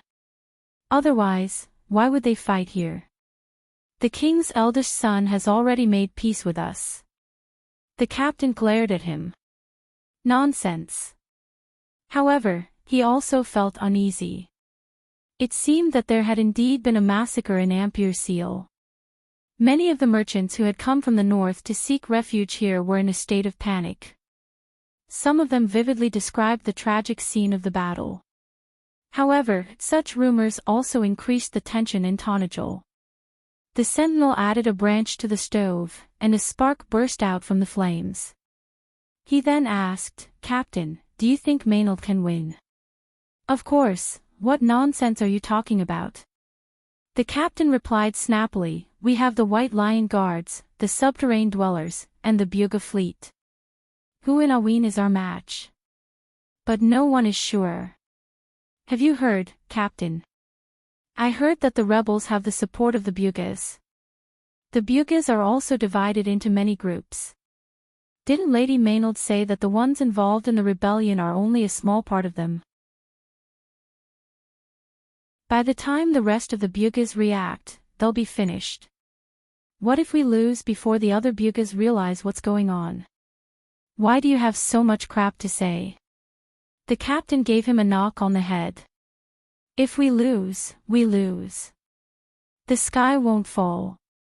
Besides, the Lord hasn't returned yet. When the Lord comes back, these guys will be nothing." The sentinel cried out and hurriedly covered his head. However, the captain's words made the tower quiet for a moment. Everyone stopped talking and looked in their direction. "Yes, the Lord hasn't returned yet. But he will definitely come back."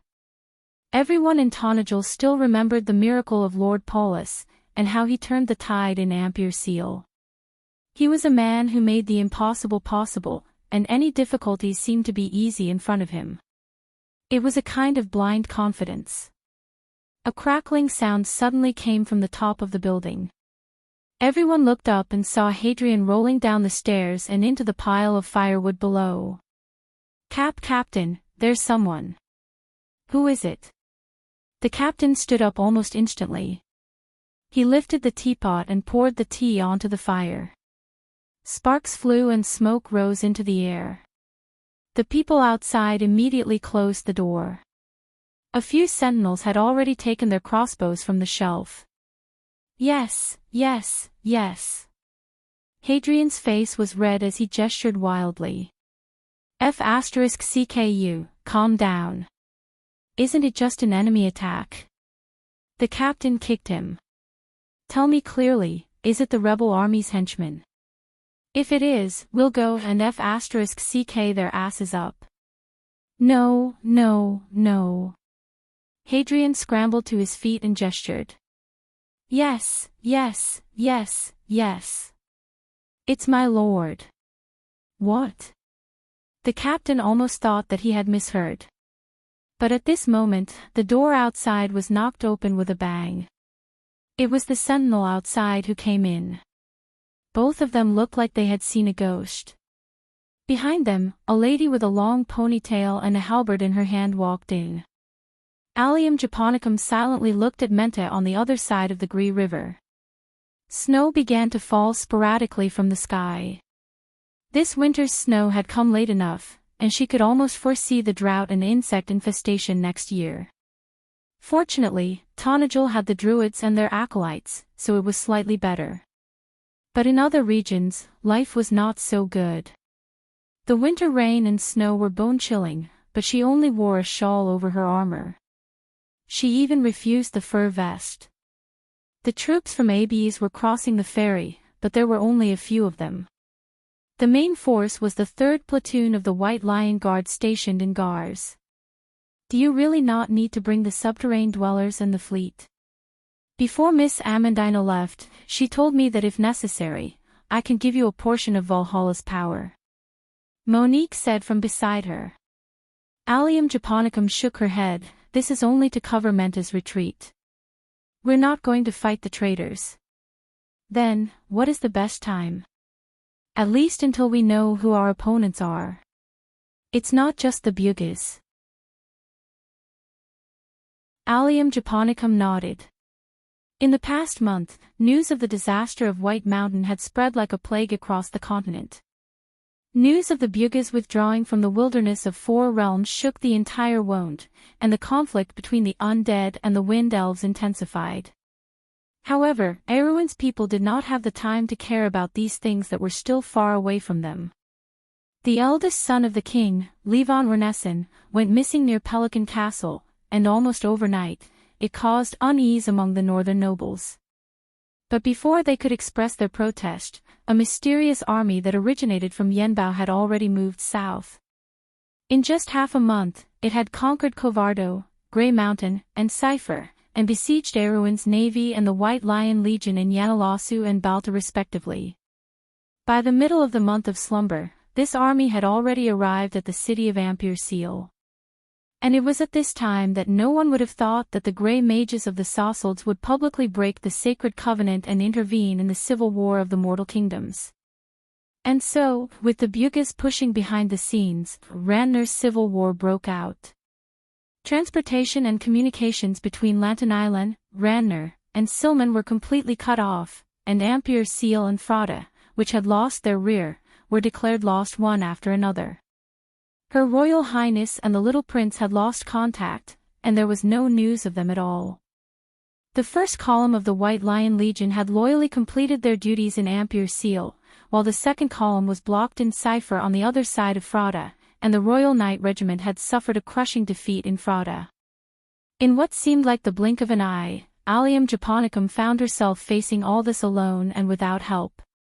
The last news she received was about the fact that the mysterious army's vanguard had crossed Frauda Pass and was heading straight for the northern fortress of Tonajul, Palace. Allium japonicum understood that the fall of Palace was only a matter of time, and Brando had never set up a real defense in that direction. The only core of Tonajul's defense line was Valhalla. But was Valhalla really enough to rely on? As the army went south and merged with Randner's rebel army, Allium japonicum gradually saw the outline of the whole incident. Although some people swore that the nobles in the north were in cahoots with the demons, others thought that it was a rebel army from the usurper of Yenbao, and there were even rumors about the intrigues of the Kurlutz people. But Allium japonicum could already smell the scent of the Sassalds' alliance behind the rebel army. History had begun to revert, and the Wizard War was coming as expected. But there was still a third party in this war, which did not match the history she knew. The key factor was Yenbao. The mysterious army that originated from Yenbao.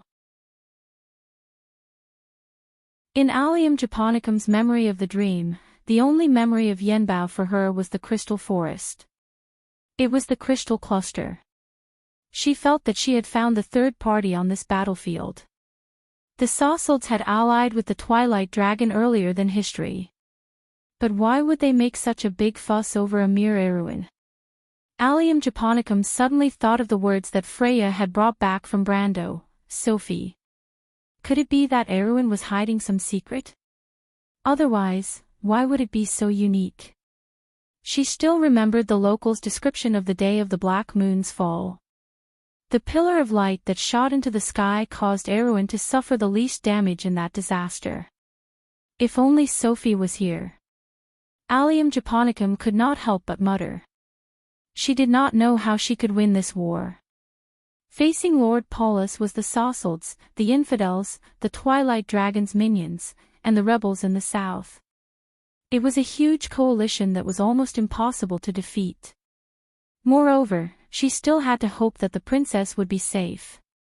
You seem to be in a difficult position. Of course it is. Erwin's opponents were never set up for enemies of the level of the Sausalds, at least not now. We can use the slate that Miss Scarlet sent back. Mr. Tamar has temporarily lent it to me. It can deliver magic power that far exceeds the magic engine provided by Miss Amandina. I only need a little more time to complete the charging of the lower network. Monica replied, at that time, we may have more confidence. But the prerequisite is that Miss Maynard must protect yourself, because you are the only one with the highest authority in Valhalla. If you are not here, I can't command this fortress to fight. I will, Allium Japonicum replied, don't worry, this operation will be very safe. It will only cover for Mr. Reto and the others to retreat. To be honest, I don't want to use Valhalla's power for another reason. I am someone beside the princess, you should understand. I don't quite understand the thoughts of you humans. Monica shook her head, but I also support a defensive battle. This will consume much less of the world tree. Allium Japonicum nodded, I should be back in 3 days. Count Oberway has already confirmed the movements of the rebels. It should be enough to buy us 3 days. Even if there are any problems, I can retreat in advance. I hope so. Monica took out a gem the size of a human pinky from her pocket and handed it to the female knight with both hands, but you better take this with you. Life gem. Yes, if you encounter danger, I will find a way to get the wind archers or the subterranean dwellers to help you. Allium Japonicum nodded. She saw the last group of soldiers waiting across the river. She loosened the reins, clamped the horse's belly slightly, and let the warhorse under her start to move forward. She turned to Monica and said, good luck. Then wish us good luck, Monica. Monica nodded and watched the female knight rush into the rain.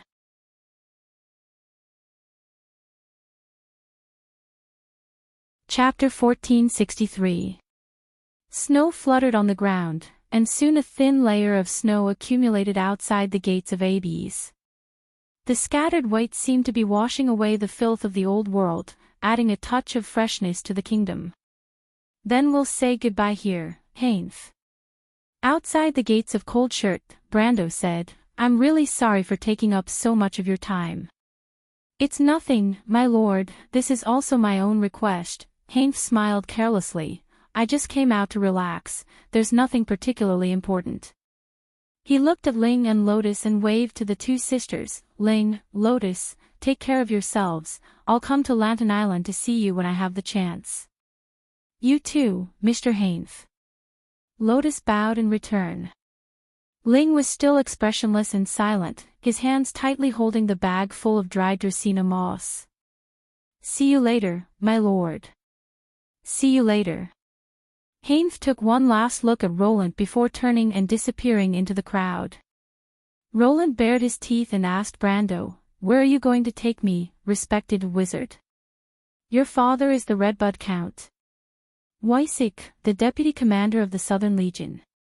Brando glanced at him and asked. Yes. Then why did he send you to Tonajol? If I remember correctly, your family has a deep relationship with the royal faction. Didn't your father disagree with Princess Griffin's ideals? On the one hand, it's to learn. After all, the Count is famous in Erewhon. It can be foreseen that no matter who is in power in the future, there will be a place for Tonajol at the top of Erewhon. On the other hand, it's to obtain some information, mainly regarding Her Highness the Princess. My father wants to know the true relationship between Her Highness the eldest princess and the people of Trondheim. Roland replied without hesitation. However, after seeing Brando's interrogation methods, he did not expect to hide anything. He did not want to become an idiot like those Bugas. What do you think? There are rumors that Her Royal Highness will marry Count Tonagel Randner, but Her Royal Highness has never expressed her stance, and I heard that Count Randner already has a wife. Who did you hear that from? Brando interrupted him. The Count is a Highland knight and has been married since he was a child. He was already in his 40s when he participated in the Ampere Seal Peace Conference, so he should be married by now. I heard that the Count also has a daughter called Sifrid. What did you say? Brando almost choked. He thought to himself, what kind of ridiculous rumor is this? He turned around and saw that Lien's little face had turned red. Ling also looked at him with a strange look.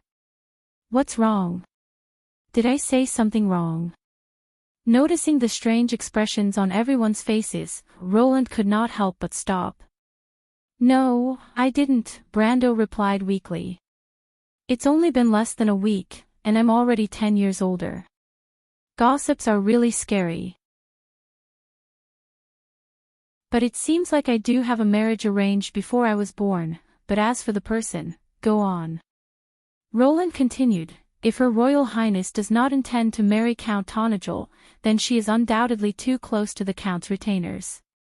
The strange thing is that the Count himself does not seem to mind and even agreed to the request of being an ambassador to the Empire. Is this your own judgment? That's what the nobles think. Brando thought to himself, these people sure have a rich imagination. Being nobles seems to be a waste of talent for them. Why don't I just let Her Royal Highness arrest them and force them to become screenwriters, novelists or something? That would save them from causing trouble all day long. Nonsense. Scarlet finally could not hold it in any more and sneered coldly. The Count's trip to cruise was obviously for her, but these schemers gave him an inexplicable reason. This is based on facts, ouch. Roland tried to defend himself, but before he could finish, he was hit by a halberd. Fortunately, Scarlet, kind-heartedly, used the handle of the halberd, or else his abdomen would have been split open. Brando looked sympathetically at the youth who was bent over like a shrimp on the ground. He shook his head and signaled Ropar to help him up. I'll give you 2 pieces of advice. First, don't reason with a lady, especially a beautiful lady who is stronger than you. Second, don't overcomplicate things. Sometimes, the simplest reason may be the truth of the matter. Brando finished and turned to walk towards Coldshirk Castle in the snow. What did you say, wizard? Roland did not hear clearly. He held his stomach and got up to ask. Brando did not answer his question. Instead, he looked at the streets of Abbey's castle. He had not been here for some time. Coldshirk Castle had expanded a lot, but the streets were somewhat desolate. Night patrols and soldiers could be seen everywhere. It was full of the aura of war. Before Brando entered the city, he had heard about the war in the north and the rebellion of the nobles. He was a little surprised by the latter. The action of the nobles was somewhat beyond his expectations. However, considering the shadow of the Sossalds behind them, it was not surprising. He asked about the army that came from the north, but not many people could explain it clearly. It was said that the army set afire in Ampere Seal, burning a third of the port to the ground. This rumor made Brando's face darken. Those who were familiar with him might understand that Brando had already sentenced some people to death in his heart. It seemed that those people were still alive and kicking, but Scarlet knew that someone was about to be unlucky. Brando was more worried about what happened to Randner. He could only hope that the Duke of Grenoires would not go too far.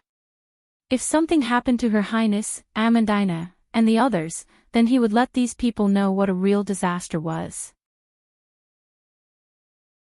But in the end, this debt would be settled with the Sossalds. He did not blame his senior, Her Highness, and the others for their mistakes. After all, the Bugis were opponents of a different level. Erwin was far from having the ability to wrestle with them, even if he was prepared. But fortunately, he was back. In history, Vladimir the Great was still high-spirited for a period of time, but this time, Brando wanted to make him regret the choice he made. He slowly walked towards the direction of Cold Shirt Fortress, silently observing the mental state of the Tonajol people along the way. It seemed that the construction of the Roman lady was fruitful.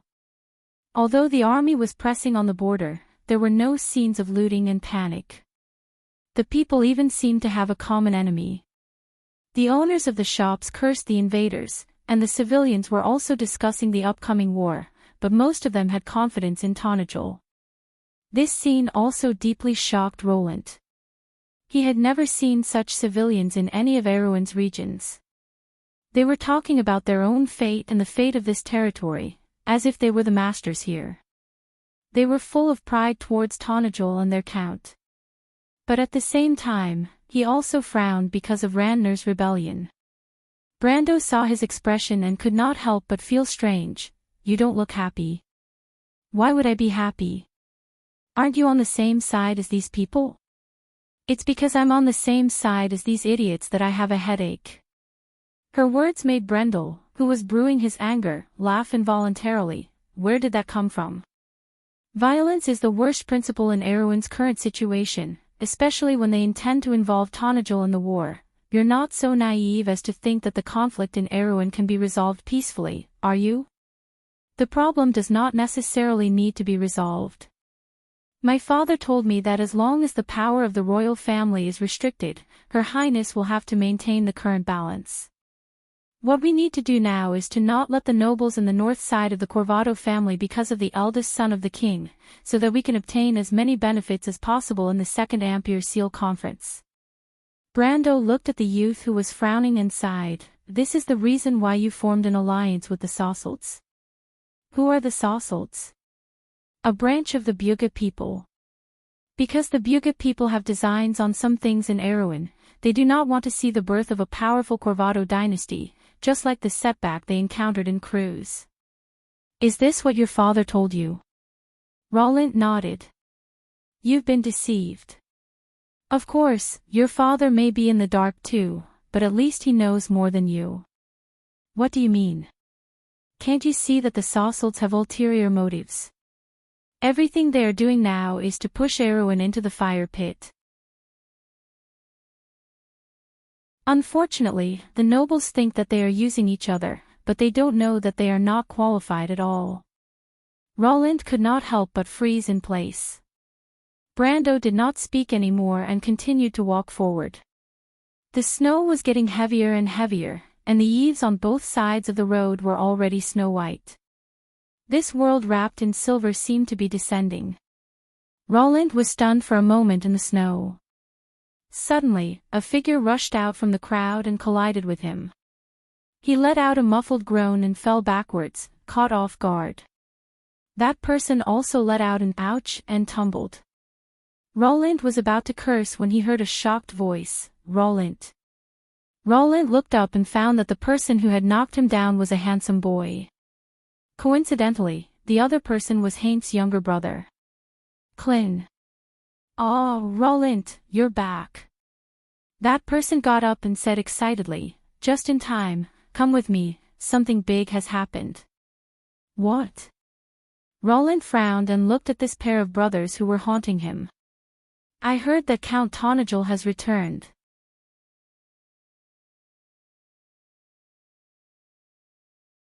Chapter 1464. What did you say? Roland was shocked. Like many others, he had only stayed in Tonajol for less than half a year. As the situation in the southern border became more and more tense, he listened to his father's orders and secretly returned to his family. Although it was said to be a secret, it was difficult to hide it from the people of Tonajol. Fortunately, Lady Amandina did not stop him. However, like many other young nobles, he came because of the Count's reputation, but he did not get the chance to see the legendary Count. He could not help but feel disappointed. Hearing Krillin say that Count Trondheim had actually returned to Cold Shirt at this time, Roland could not help but feel excited and uneasy. The uneasiness was naturally due to the fact that he and the Count were enemies and not friends. Once he thought of the Count's legendary experiences, the young man could not help but feel anxious. Moreover, the Count's freedom did not seem to be in his hands. Thinking of this, Roland subconsciously turned his gaze to Brando, who was not far away. Brando was also paying attention to the conversation. Krillin had naturally noticed the young man who was with Roland. He faintly felt that he was familiar, but he did not think much of it. Now that he saw Roland asking for his opinion, he could not help but be shocked. He thought that Brando was a descendant of one of the prominent families in the southern border, perhaps an illegitimate son of the Duke of Grenoires. "Who is he?" he asked softly. "A magus," Roland replied dryly, and then added, "very powerful." It was as if he was trying to justify his loss of freedom. However, Krillin did not think so. Roland's vague explanation only increased his suspicions. Besides, how could there be such a young magus who was very powerful? Did he really think that everyone in this world was like the Shire? Moreover, it was said that the Shire was in the state of a heroic spirit, which was why he looked so young. It was said that he was from the same era as Sword Saint Darius. However, he didn't question him rashly and only looked at the latter. He did not recognize Scarlet because Highlander girls rarely appeared in the territory, but the Silver Elf bloodline in Ling and Lotus shocked him. Most of the nobles sent to Tonajol were personally taught by Amandina, especially the younger generation. Clint was only 10 years old this year, and even though Roland was slightly older, he was only 15 years old.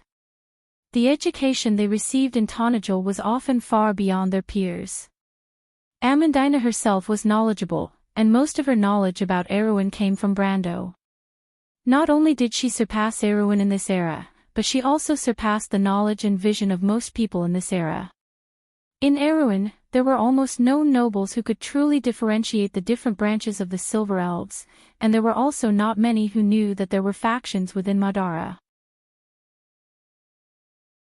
It could be said that the youths who came from Tonajol were the most insightful and far-sighted people in Erwin in this era.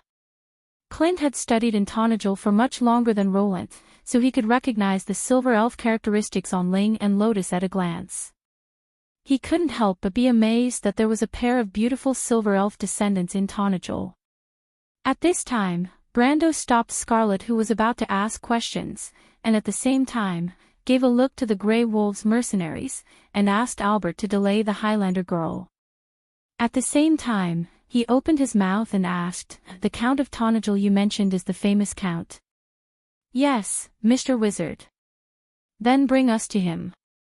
Brando's tone was almost indisputable, and the boy found himself unable to open his mouth to refute. He could only subconsciously look at Roland in confusion. "Bring him to him." Roland had long been familiar with the way the young wizard spoke, and he replied with a tone of despair. This wizard seemed easy to get along with, but when he got serious, he had the aura of a lord. He spoke as if thousands of soldiers and horses were bowing down to him. He had only seen such an aura from Duke Grenoires. He could not help but mutter to himself about Hank's unreliable deduction. Clint thought for a moment, and it seemed that there was no reason to object. Now that the enemy was in front of them, the Count had to meet the people of Cold Shirt to calm them down. He believed that no one would dare to behave atrociously in front of the legendary figure. "Sir Roland, who allowed you to spread rumors in Cold Shirt?" Yuta coldly stared at the middle-aged man in front of her. The lonely winter's sun passed through the skylight and formed a beam of light that fell on the dark hall of Castle Abes. The arched door leading to the courtyard was wide open, and the sunlight that fell on the ground was shockingly bright. The middle-aged man standing in front of Yuta had a thick beard above his lips. He was dressed in a neat suit, and there was a faint sneer on his face. "Madam Yuta, I did spread some news outside, but I'm afraid it's not all rumors, right? This is Tonajol, and there's no need for you to go beyond your authority." "What's wrong?" Roland pretended to be surprised and replied, "Even the Count's return to his territory is a secret that needs to be kept." Ridiculous. How could the Lord come back at this time? Yuta suddenly realized that it was a secret and subconsciously closed her mouth. She looked at the other party with her emerald eyes and took a deep breath. Her towering breasts gently rose and fell, and then she replied, "In short, I hope you can abide by the rules that guests should abide by, or I'll have to send you out of the country." Oh, so the one who really has the right to speak in this land is no longer the Count of Tonajol. Has Madame Yuta decided to disobey your lord, or have you already colluded with that woman to have such an intention? Sir Roland, pay attention to your words. I'll report everything that happened here today to Count Corvado. Maybe you've drunk too much. I'll let you go out and sober up. Yuta didn't know what was wrong with this guy. In her memory, although this night was not very outstanding, at least he was a polite gentleman, but today he seemed to be as aggressive as a mad dog. She turned around and coldly shouted, "Guards!" At this time, the hall was slightly dark, and a figure blocked the sunlight at the door. It was a young man wearing a black trench coat, and there was a thick layer of snow on his woolen coat. Yuta's voice was stuck in her throat, my lord. Yuta, why are you so rude to the friends of the king's party?" the young man asked with a frown. Yuta felt every hair on her body stand up. That sharp metallic voice was definitely not the lord she was familiar with. She subconsciously took a step back and pulled out her long sword. There was a metallic sound in the air, and the bright light reflected on the wall. The tip of the sword shook slightly and pointed directly at the two people opposite her. Yuta held the sword that Brando gave her, and the leather gloves engraved with the black pine emblem rubbed the mithril hilt and guard. She shouted, "Guards, catch these two people." The young man did not seem to hear the sword in her hand. He touched his cheek with his hand. "Strange, don't I look like the Count of Tonajol?" Yuta could not bear it anymore. She growled and stabbed the sword, but she felt that her sword had pierced a layer of barrier and could not go any further. The young man raised his hand, and a sharp airflow swept across her abdomen. Yuta only felt that her vision turned black, and a tearing pain came from her lower abdomen. Her legs were weak, and she could not hold the sword in her hand. It fell to the ground with a clang, and she subconsciously knelt down. At that moment, the entire hall seemed to spin in front of her eyes. As the world spun, she felt herself falling to the ground. In her field of vision, a dazzling and eye-catching smear of blood was slowly spreading, like a flower blooming in the autumn forest. Pain and struggle were reflected in the female knight's eyes. She tried her best to get up and grab onto something, but her blood-stained fingers eventually stopped moving. Not far away, the sword that the Lord gave her was lying quietly on the ground. The sword was slender, and the blade was reflecting the cold winter sun. Rosebin looked indifferently at the female knight lying in a pool of blood. The young man beside him had turned in another direction. The guard who was rushing over with a halberd suddenly flew back and hit the long table. With a bang, the table and chair collapsed. It seemed that it was just a moment, and the hall immersed in darkness was quiet again. Sir Rosebin squatted down and used his finger to check Yuta's breath. "She's not dead yet. It doesn't matter. We still need her anyway." He stood up again and snapped his fingers. Several black knights in heavy armor came in from the outside and moved the unconscious female knight away from the pool of blood. The young man looked at Yuta's sword at his feet. He thought for a moment, stepped on it, and broke the blade in two. There was a soft sound. At the other end of the hall, someone seemed to have knocked down the candlestick. "Who is it?" Rosebin quickly looked in that direction and could only see the back of a black-haired girl. He knew the girl. She was a girl from Butchie named Sue. She was the daughter of Copper Dragon Reto and a guest of Abe's castle. "Catch her, don't let her leave Abe's castle." A wind blade had already left the young man's hand, but this time it hit the stone pillar at the other end of the hall, stirring up a cloud of gravel. Sue had already opened the back door in that direction and escaped from there. Catch her! Rosebud did not expect such an accident to happen and could not help but shout in exasperation.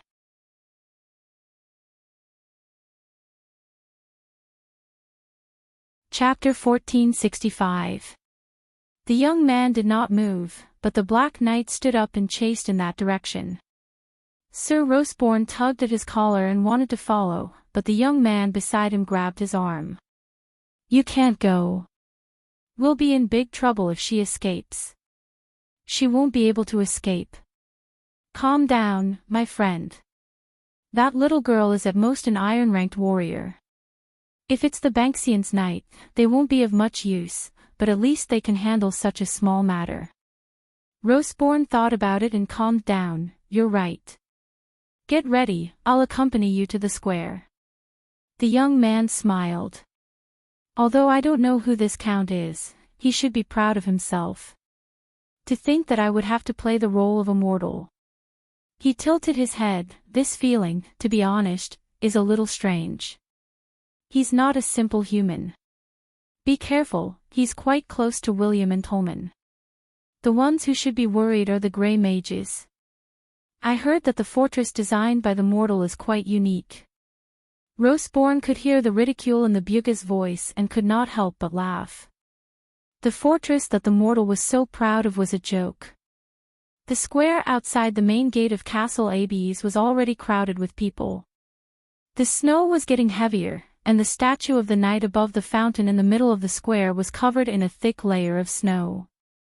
It was as if a thick layer of cushion had been added to the bronze shoulders, and the long tassels of the helmet were also dyed white. In the nearby bars, people crowded to the window seats, and the square was silent. Everyone seemed to be waiting for someone to appear. Haynes sat by the window of the bar and stared at the snowflakes that were melting into water stains on the window lattice. He felt that he had bad luck since he left the wizard. First, he could not find his brother, and the maid of Abes told him that Clint Montoro had moved out for a few days. Abes was so big that he could not search every inch of it. To make matters worse, the road to Paulus and Radnor was blocked by the rebels. He was still safe and sound when he left Erewhon. He was extremely worried about his father in Vladipest, but it was to no avail. After all, even if the rebel army did not surround Fort Paris, as a rising noble who was close to the royal family, he had nowhere to go. Perhaps they could only wait for the war to end, but the future was bleak. Even Her Royal Highness was trapped in Radnor and there was no news of her. Count Tanagel's most capable subordinates, including Amandina, were also not in Abes. For a moment, the young man felt a sense of helplessness. He remembered that he had encouraged Roland when he was in Salnan. He did not expect that the situation between them would change so quickly. In his depression, he could only find a random bar to drink while thinking about his future plans. In short, he must first ascertain the whereabouts of his father, and if he had indeed perished in Frauda, then he must find a way to take his brother away. If Her Royal Highness was able to pull herself together in the future, she should give his family a place to live, right? Just as Hainf was about to get drunk, news about the Count came back. It was as if his luck had changed from that moment onwards. He realized that he had chosen a wise position. In just a short 15 minutes, there were a few people who wanted to pay a high price in exchange for his position. There was even a female swordswoman with a hot figure who boldly threw him a flirtatious glance. But after a painful decision, the young man flatly refused. It was the first time he could see the hero he worshipped in his heart at such a close distance. "Stingy mister, this should be enough, right?" The female swordswoman, who called herself Claudia, sat beside him and squeezed together with him. She used a hoarse voice to whisper in his ear. Miss Claudia, even though the female swordswoman's appearance was average and she wore thick leather armor, it could not hide her hot figure. Hainf only felt that his mouth was dry. He was not a virgin, but this was too much. Don't mind it, the female swordswoman interrupted him with a smile. It seems that you are not a native of Tonajol. Are you also interested in the Count? Aren't you also not a native? Heinf stuttered. You actually don't know. I am a mercenary. In Tonajol, there is no mercenary who does not respect the Count. He stood up for us in the Battle of Abes. Heinf saw the female swordswoman's worshipful expression and could not help but feel jealous. But didn't Abes expel many mercenaries and adventurers? Those notorious fellows, how many normal people do you think would welcome them? I applaud the people of Tonajol for doing so. Claudia replied disapprovingly. Only then did Heinfu come to a realization and nod silently. At this moment, there was a commotion in the crowd. Heinf also saw a group of people appear in the direction of Abes castle. More than 10 black-armored knights escorted someone out from the castle gate behind the drawbridge. His lordship is out. Someone in the crowd shouted. Heinf instantly became excited and even forgot about the beautiful scenery around him. He grasped the lattice of the window and almost leaned his body out to see clearly what the legendary Count was like. The crowd also became excited and the whispers seemed to have quieted down. Then, the people spontaneously chanted the name and honorific that had been passed down from mouth to mouth. The buzzing of voices converged into a torrent.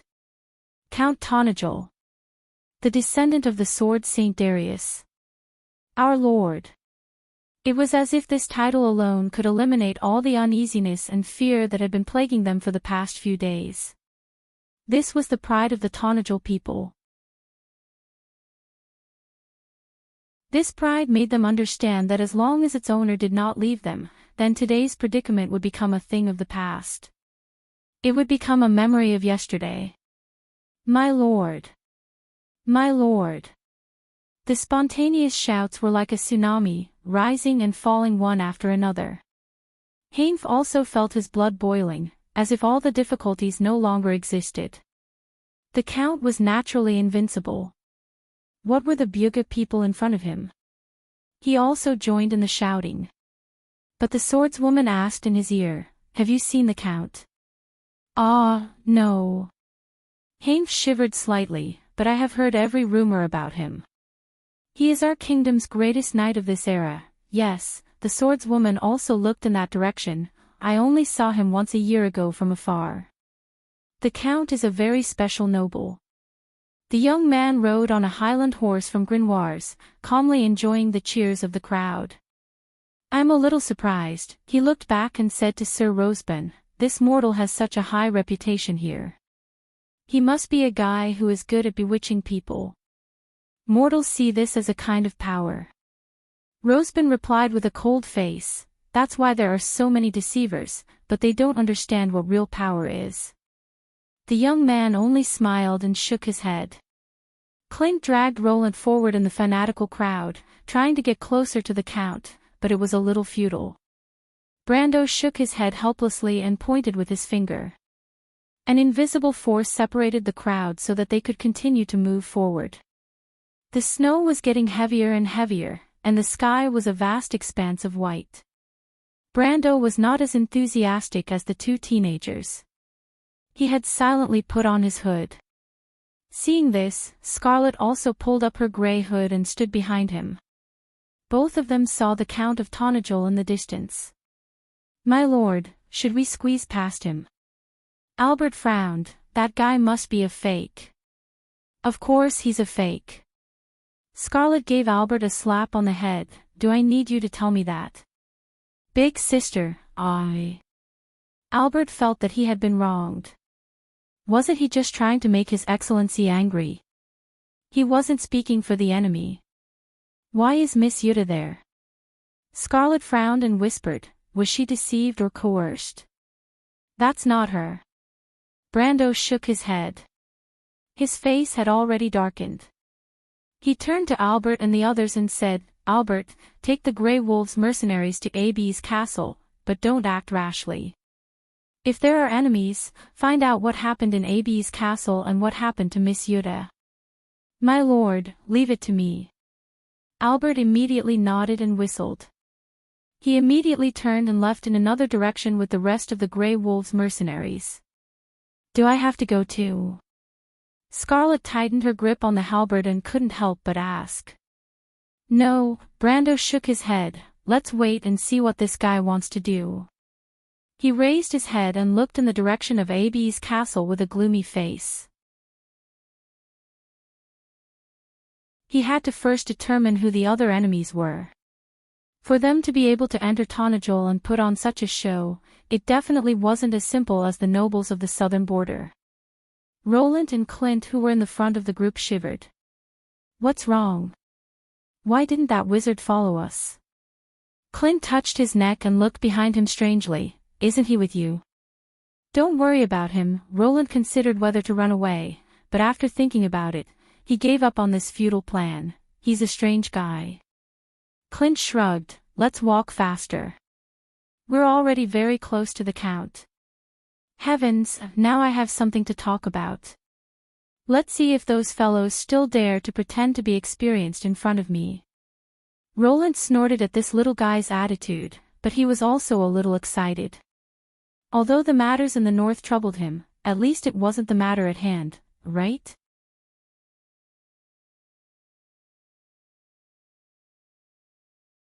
Chapter 1466. Ha! What's wrong? The swordswoman's hoarse voice rubbed against Hain's ear. Nothing, I just saw a few acquaintances.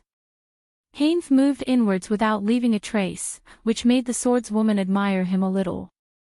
Hainf, on the other hand, was puzzled. He had seen the wizard, but why was his brother, Clint Montolo, with them? He was hesitating whether to go down and say hello, but there were so many people in the square that he might not be able to find them even if he went down. After hesitating for a while, he still didn't move. Aren't you going to say hello? The swordswoman whispered in his ear. No, no need. Let's talk about it later. Hain Fu could feel several jealous gazes falling on him from the surroundings. The swordswoman smiled slightly. Count Tonajol raised his hand, and the crowd suddenly quieted down.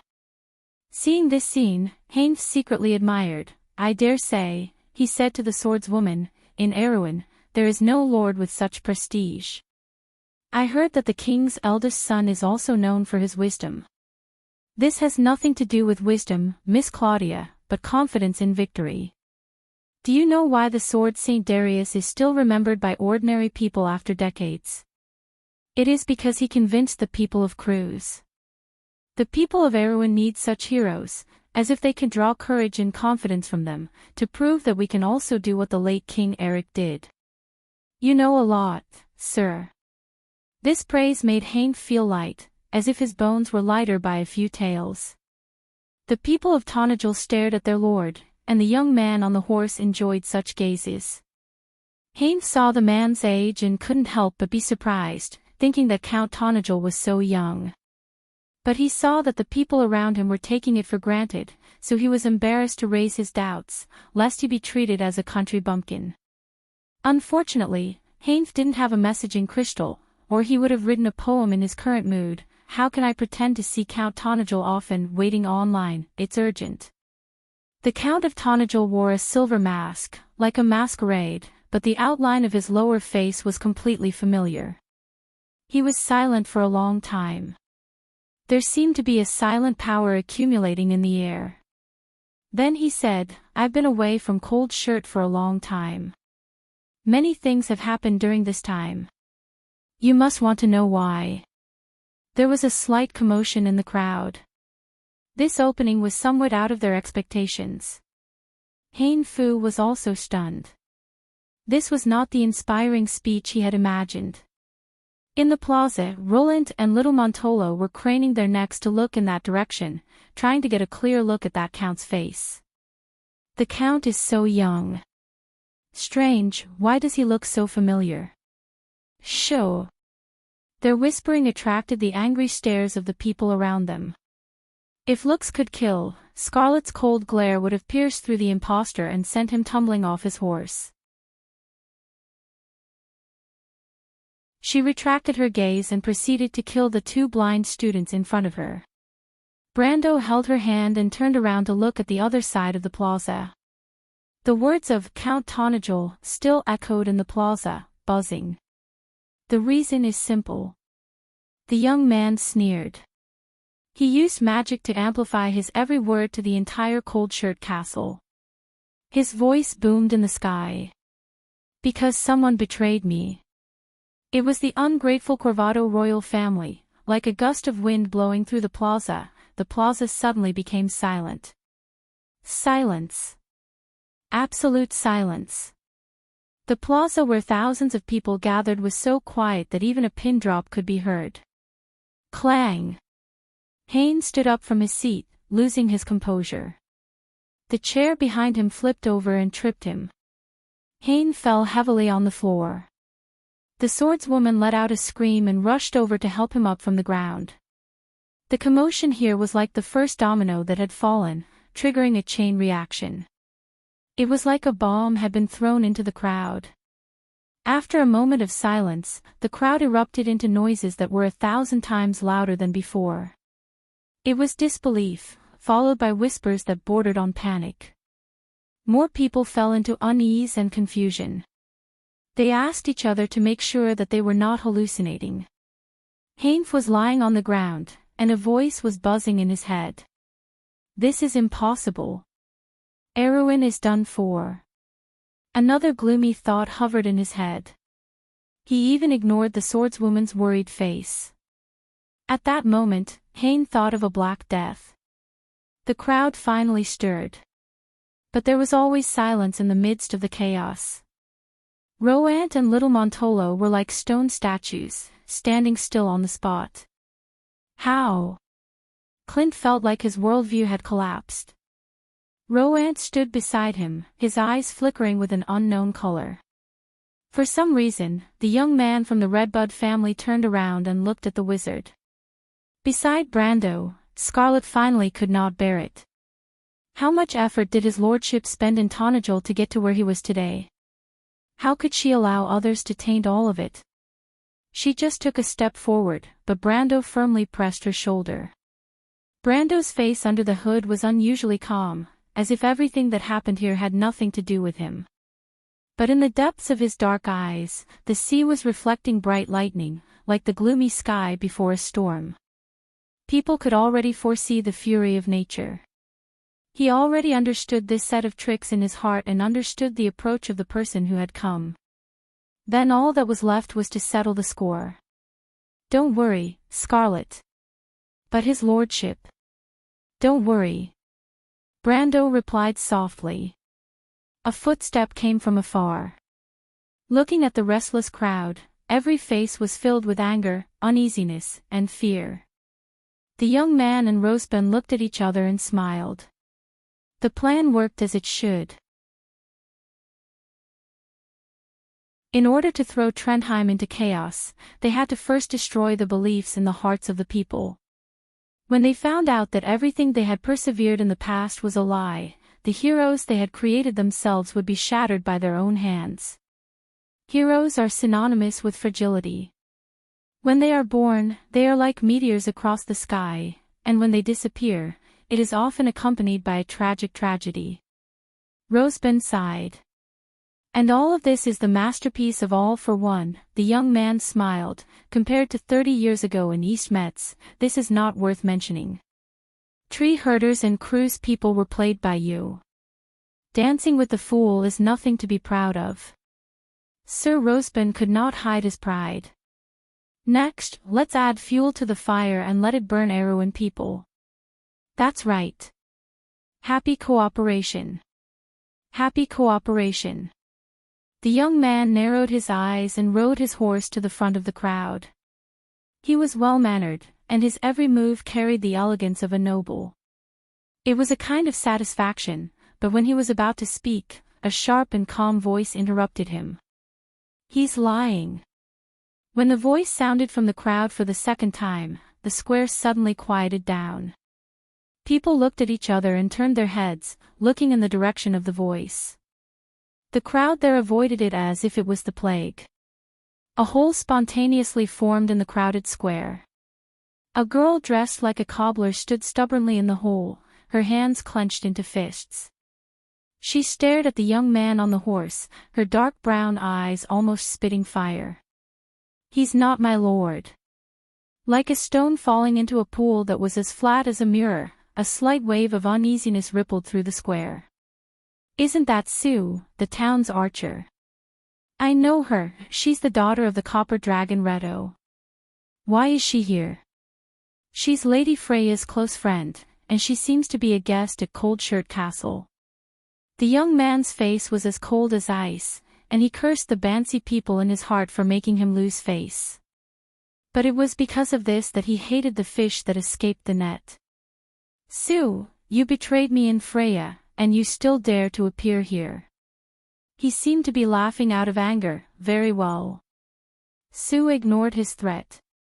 She was alone and helpless, but she knew that the more she said the better. She could not be fooled by the young man. She said loudly, "My lord has been recognized by the Halran Gaia, and you don't have that in your hands." Ridiculous, a trace of anger flashed in the young man's heart. He did not expect the innkeeper's daughter to be so calm. "Do you think I'll waste my breath on you ungrateful people? Guards, capture her." The black-armored knight immediately parted the crowd and approached the girl. Sue looked at them in panic, but she quickly calmed down. She knew that she could not retreat, and she could not show her fear in front of the people. She had to stand firm in her momentum, and only then would she be able to shake the confusion in the people's hearts. Sue suddenly turned and rushed to the top of the fountain. She climbed up the stairs and called out to everyone of Tonajol, "Do you really think that my lord is such a person? That person is high above, and even killed Lady Yuda. He is not my lord at all. Tonajol people, my sisters and brothers, if you still trust your lord, please stand up and fight for this land. The witches are already on their way, and they will soon expose all the lies of this impostor." The crowd was shaken. They knew that the witches were the count's most loyal subordinates. On the second floor of the inn, Hainf, who was lying on the floor, heard the commotion in the square. In the darkness, the details of his conversation with Roland that night flowed into his heart bit by bit.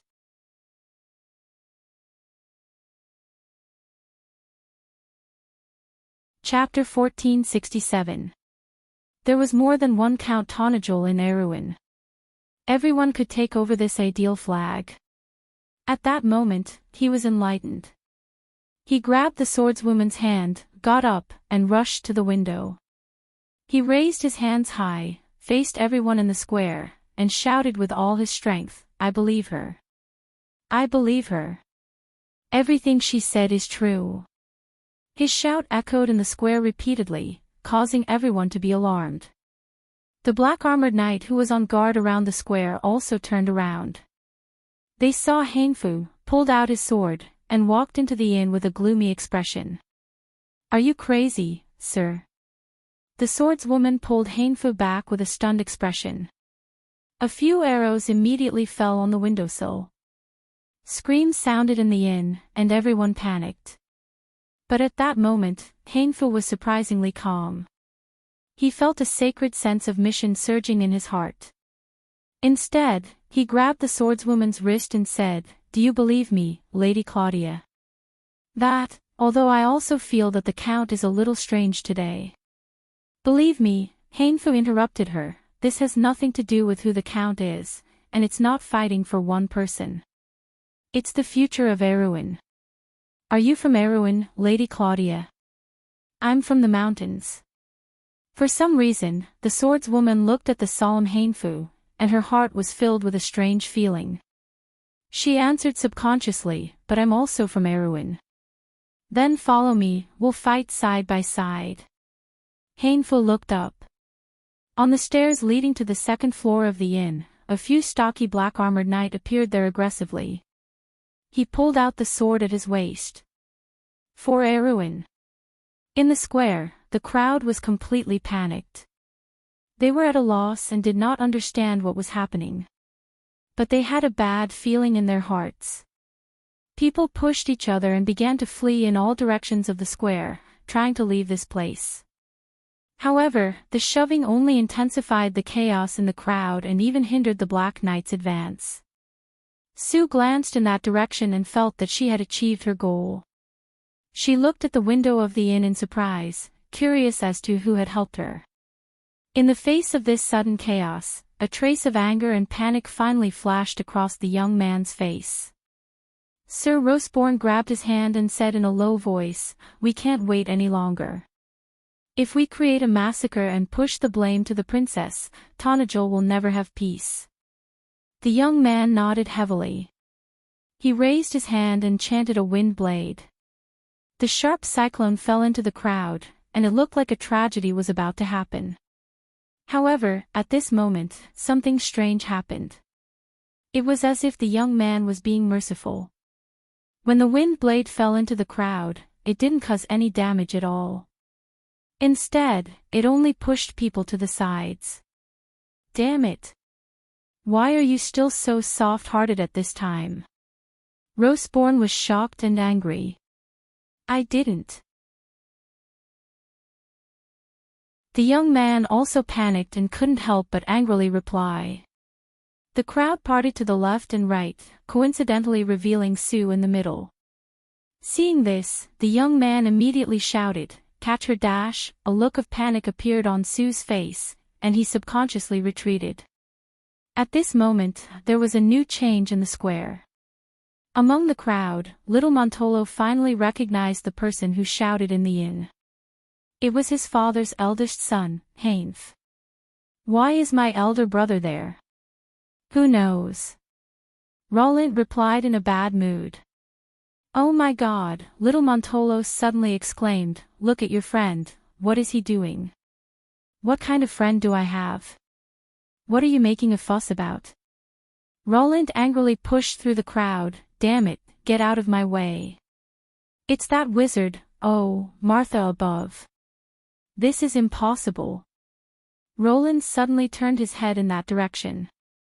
He saw that Brando was walking forward, and as if there was an invisible force surrounding him, the crowd automatically parted to the sides.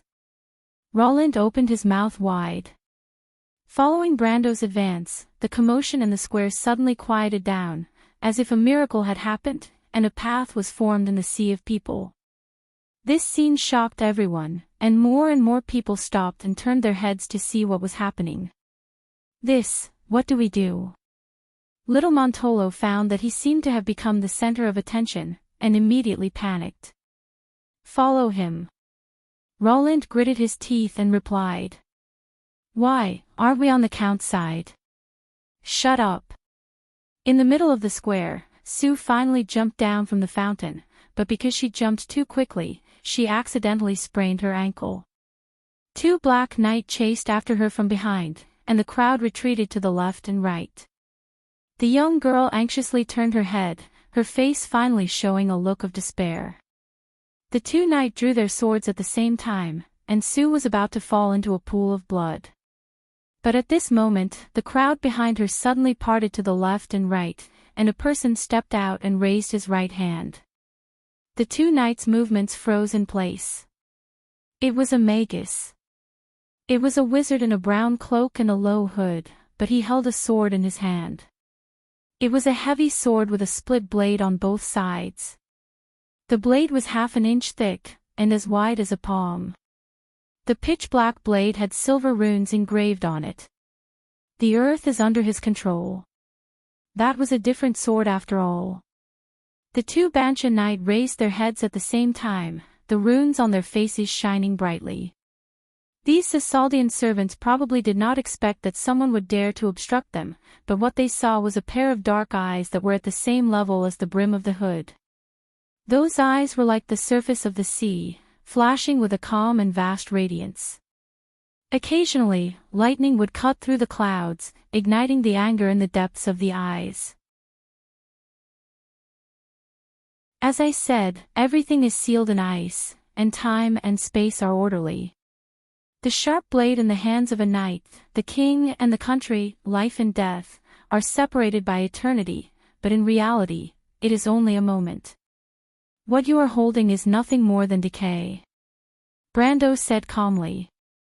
With a light cracking sound, the Bansha Knight was shocked to find that a layer of frost had formed on the magic swords in their hands.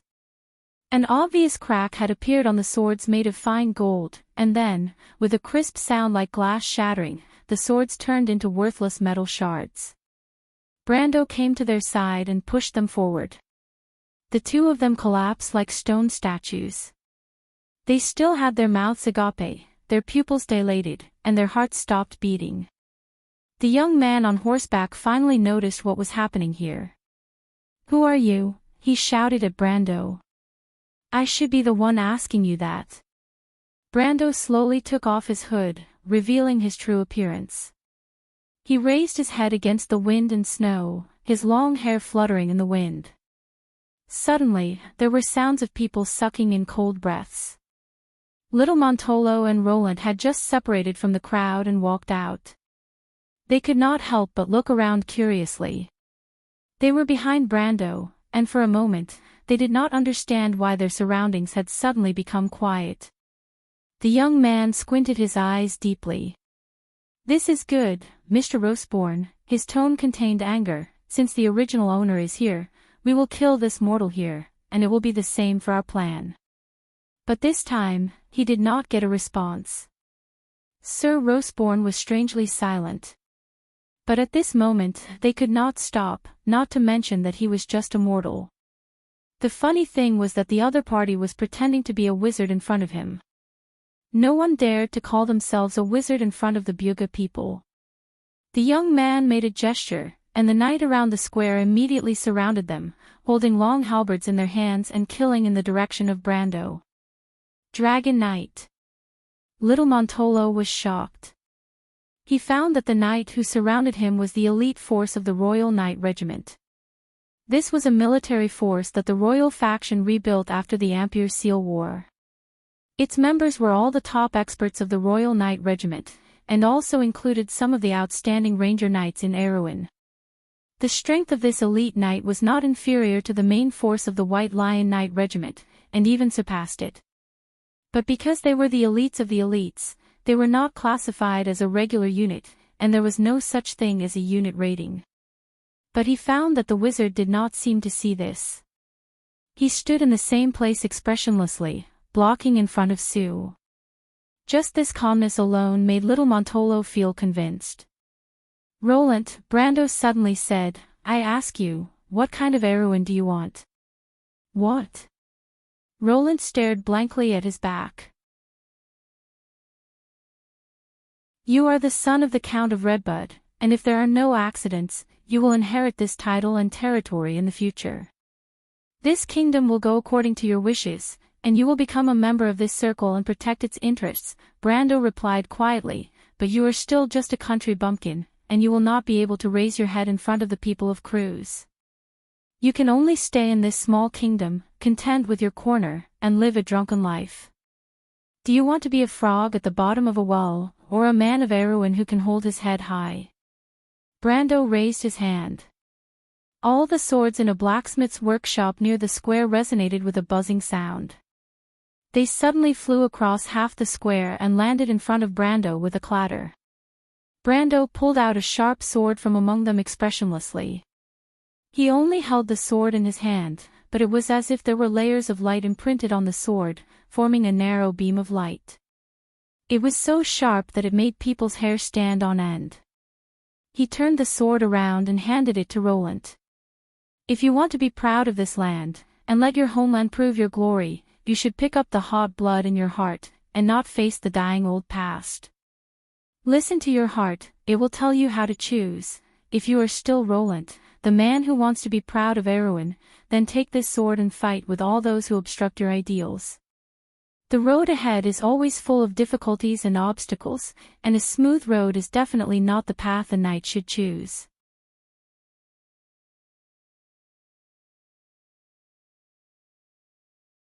Chapter 1468. Roland was stunned. The surrounding people also held their breaths. The sword he saw seemed to no longer be a sword. It reflected his family, his ideals, and the great country he saw in his dreams. In the midst of his chaotic thoughts, he firmly grasped the hilt of the sword.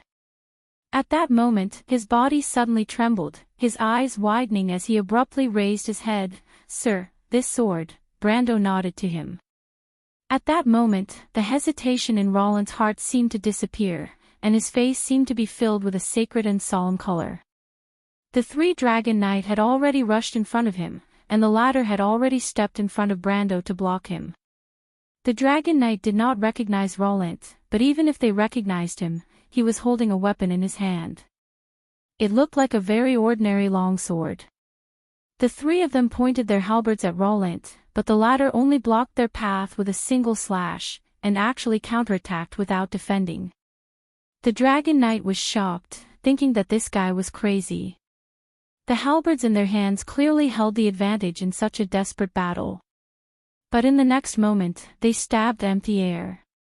Roland's figure was still in the same place, and the halberds had already pierced through his body, but they did not feel like they had stabbed a physical body. An illusion.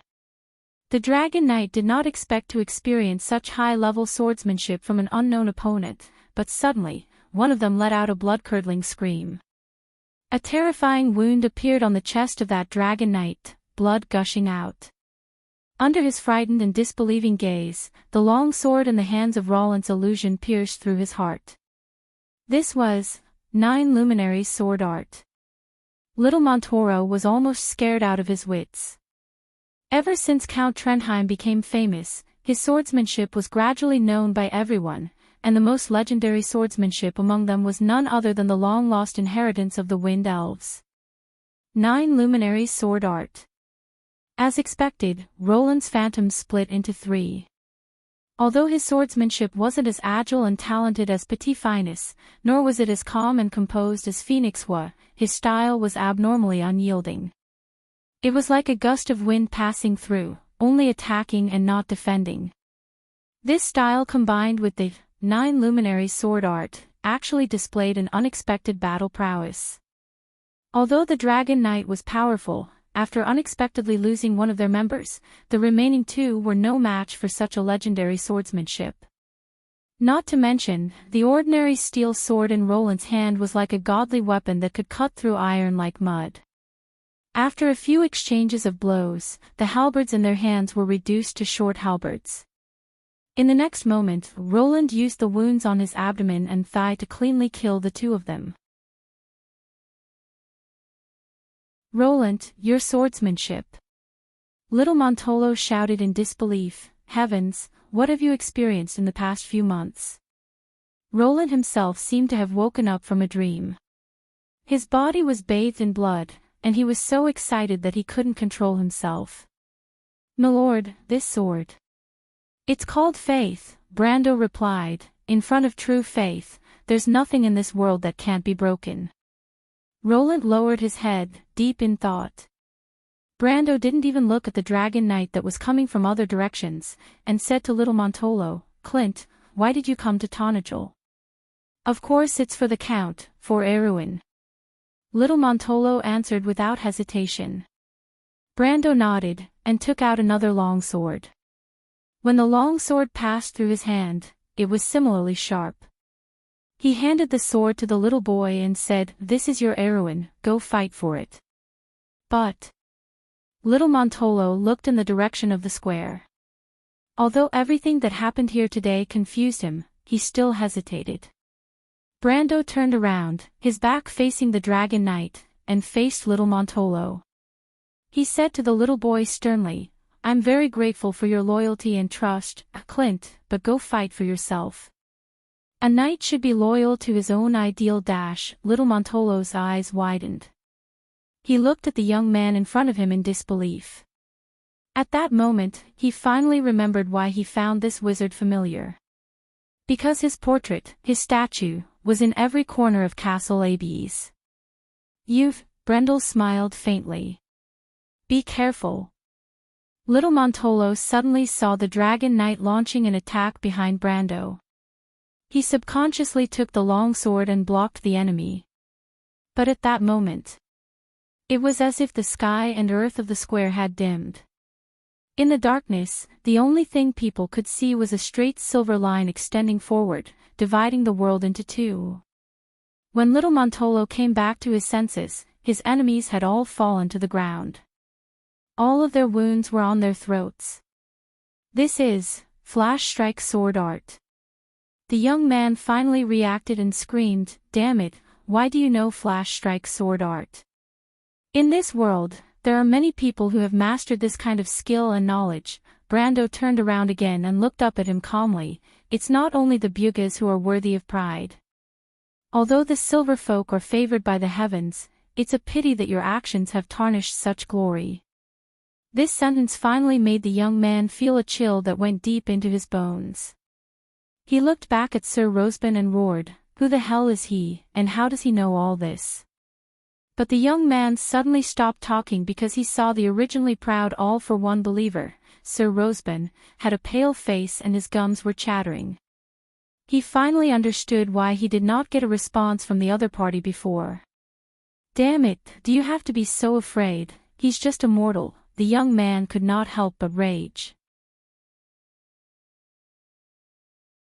He turned back and looked at Brando coldly. "I admit that you've turned the tables, human, but this is where your ignorance lies. You know who we are and still dare to show up.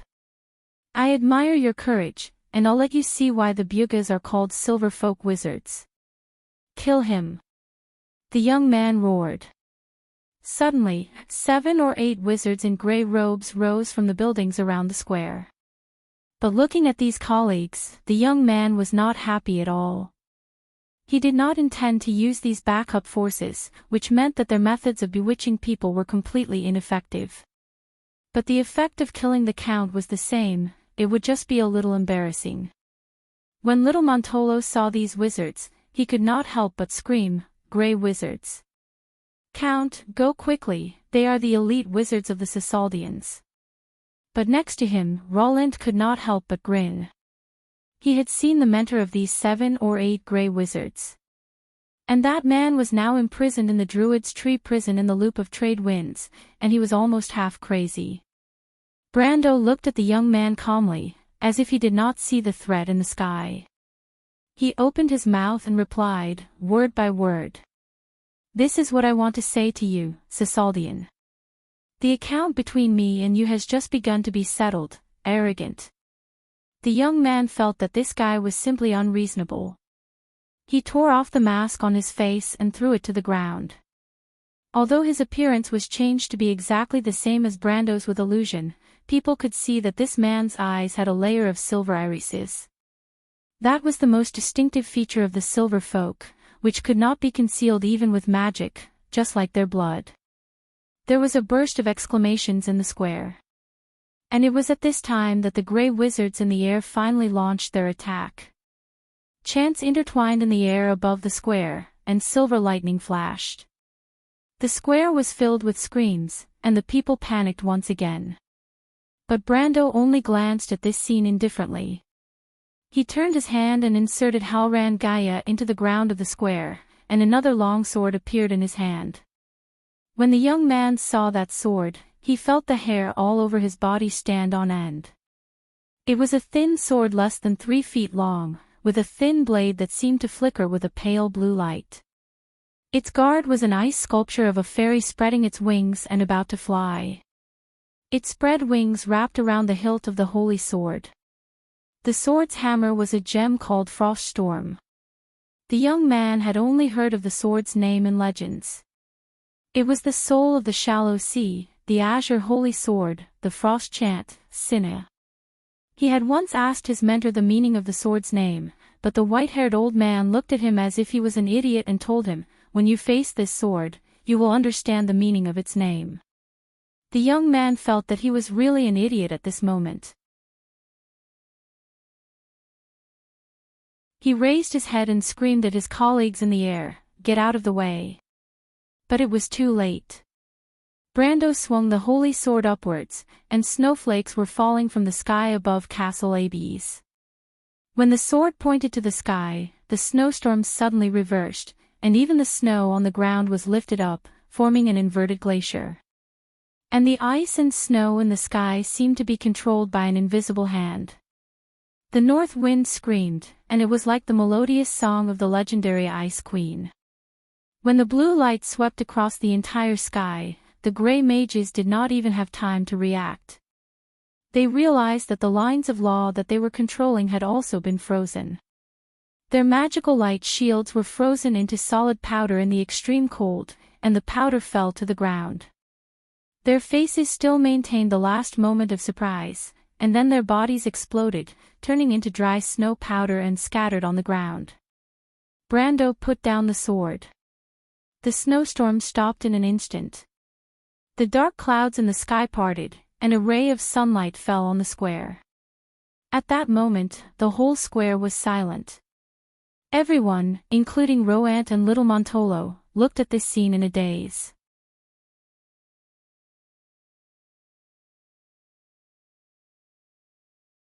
Chapter 1469.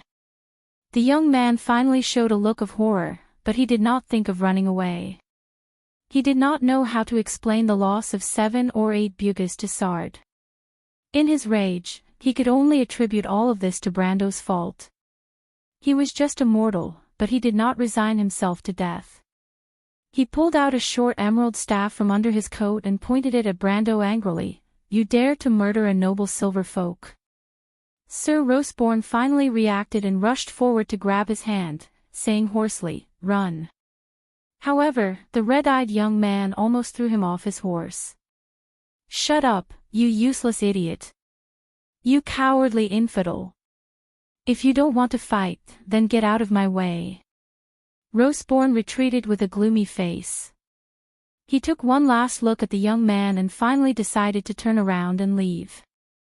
But he did not expect the young man to turn around and raise his staff at him, and a green light hit his back. Roseborn screamed and fell off his horse, struggling on the ground in pain. "A coward does not deserve to live." The young man sneered cruelly. Brendel calmly watched the two dogs biting each other from beginning to end. "No one is born noble," Brando replied quietly. "Everyone is noble because of their actions." At this moment, the dark clouds in the sky parted, and a golden floating light appeared above the square. And Brando was right in the middle of the square. The people of Tonajol watched the scene quietly. Sue knelt behind the young lord, holding her ankle, her face full of confusion and disbelief. She loved Miss Freya deeply and had always disliked the man who stole her heart, but today she realized for the first time that he might not be completely useless. The young man grinned and pointed his short staff at Brando. He wanted to see how many times Cinna could save this human. "Be careful." "Roland," young Montolo shouted at the same time, and the last was Sue's voice. Scarlet's actions were even more direct. She activated the bloodline of the Thunder God, and lightning zigzagged in all directions. Her cloak was instantly reduced to ashes, revealing her silver breastplate and her fiery red ponytail. "It's Miss Chien!" someone in the crowd exclaimed. The mountain girl took a step forward and threw the halberd in her hand at the young man. The silver halberd was surrounded by electric sparks and collided with the green beam in midair. Both were reduced to nothingness at the same time. But in the next moment, the electric sparks that filled the sky returned to Scarlet's hand and turned back into the halberd. The azure lance, the bloodline of the dragon, the blood of the thunder god. The young man's laughter was stuck in his throat. He finally recognized the girl's identity. Brando did not even look at the short cane in the young man's hand. Some people will never understand. He reached out his hand and pulled the young man up like he was pulling a duck from a distance of over 100 meters. When the young man realized that he had lost control of his body, he collapsed. He felt that this was impossible. A mortal sage must be an illusion. There was a terrible silence in the square. Only the sound of people gasping could be heard. Those were the bugas of the silver folk. It was said that each of them could activate their elemental powers, and the adults had at least the strength of the elemental enlightenment. Among them, there was no lack of supreme champions and sages. Among the 12 wizard leaders, the strongest 3 had perfect bodies and entered the realm of demigods.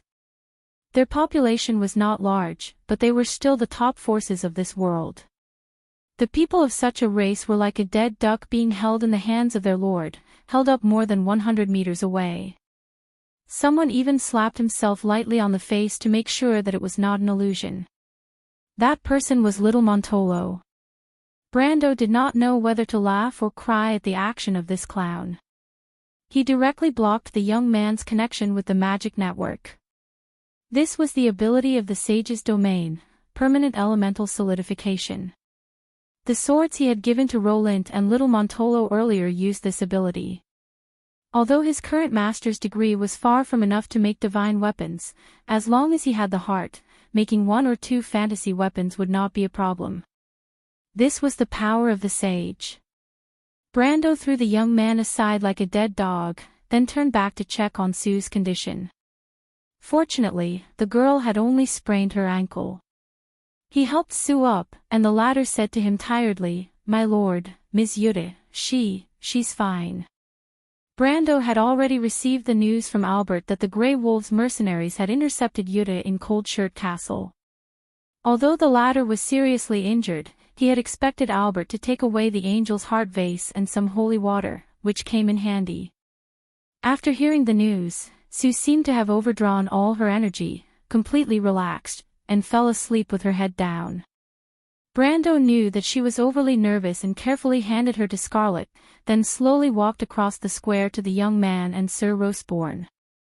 Throughout the whole process, everyone in the square quietly looked at their lord.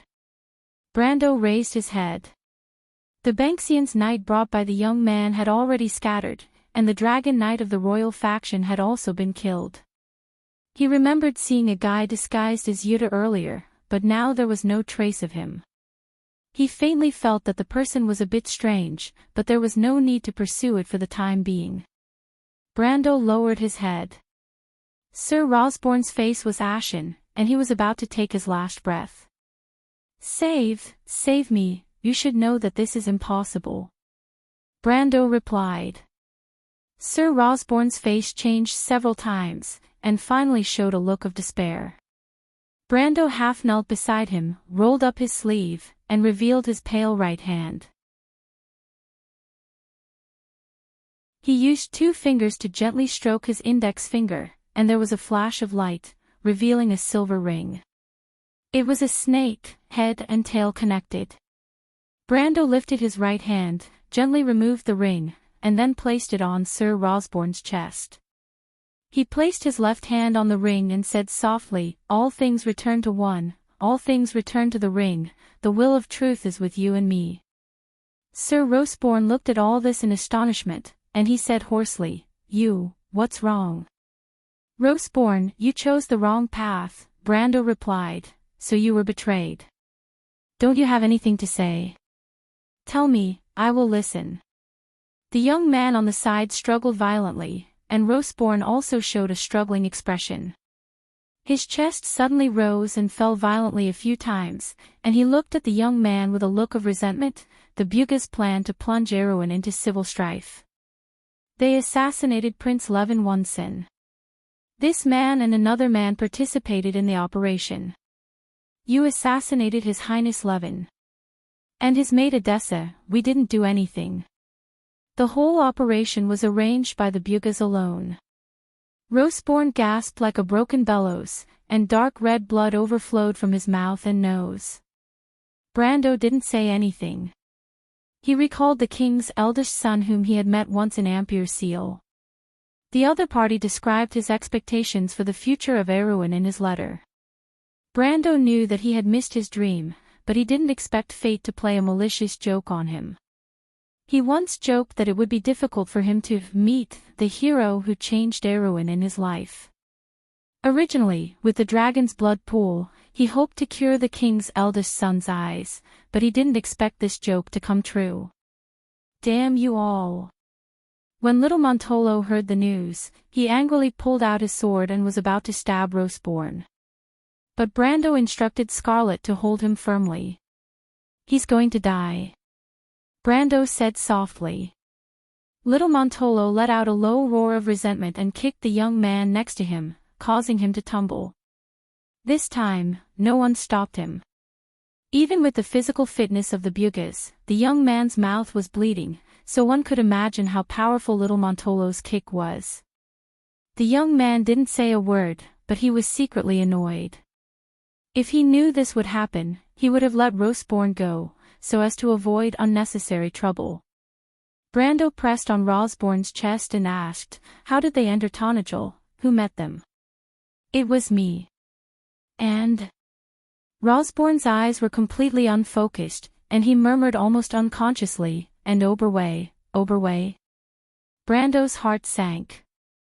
"Count Oberway, enough, shut up." The young man finally couldn't help but speak. But little Montolo angrily punched him in the lower abdomen, and the young man bent over in pain. But his words seemed to wake Roseborn up. He made a sound, and his hands seemed to want to grab something in the sky. This action stopped there, and Brando felt that Roseborn's heartbeat had completely stopped. Only then did he sigh. His spell was too low level. Although he took advantage of the situation, the effect was still not deep enough. He glanced at Roseborn's body, and there was no sympathy in his heart. It wasn't that he couldn't save this person, he just didn't want to. "Oh no!" Little Montolo suddenly jumped up. "Count Oberway is organizing the defense in Parise, if he betrays Her Highness the Princess." Brando's heart also flashed with a trace of haze. Although Roseborn's words might not be completely credible, he didn't want to believe that Oberway would betray the royal family. "How long has it been since the rebels surrounded Parise?" 3 days. "When did Count Oberway arrive at Palace?" "Also 2 days ago." "Is there any news from Mente?" Little Montolo thought for a moment. After all, he wasn't a decision-maker in Abes, and the information he knew wasn't much more than the average person. But at least he was a squire knight, and he knew how to analyze the information. But his expression suddenly changed. "My lord, Lady Maynard seems to be organizing a retreat in Mente. She doesn't know all of this." Brando's expression changed.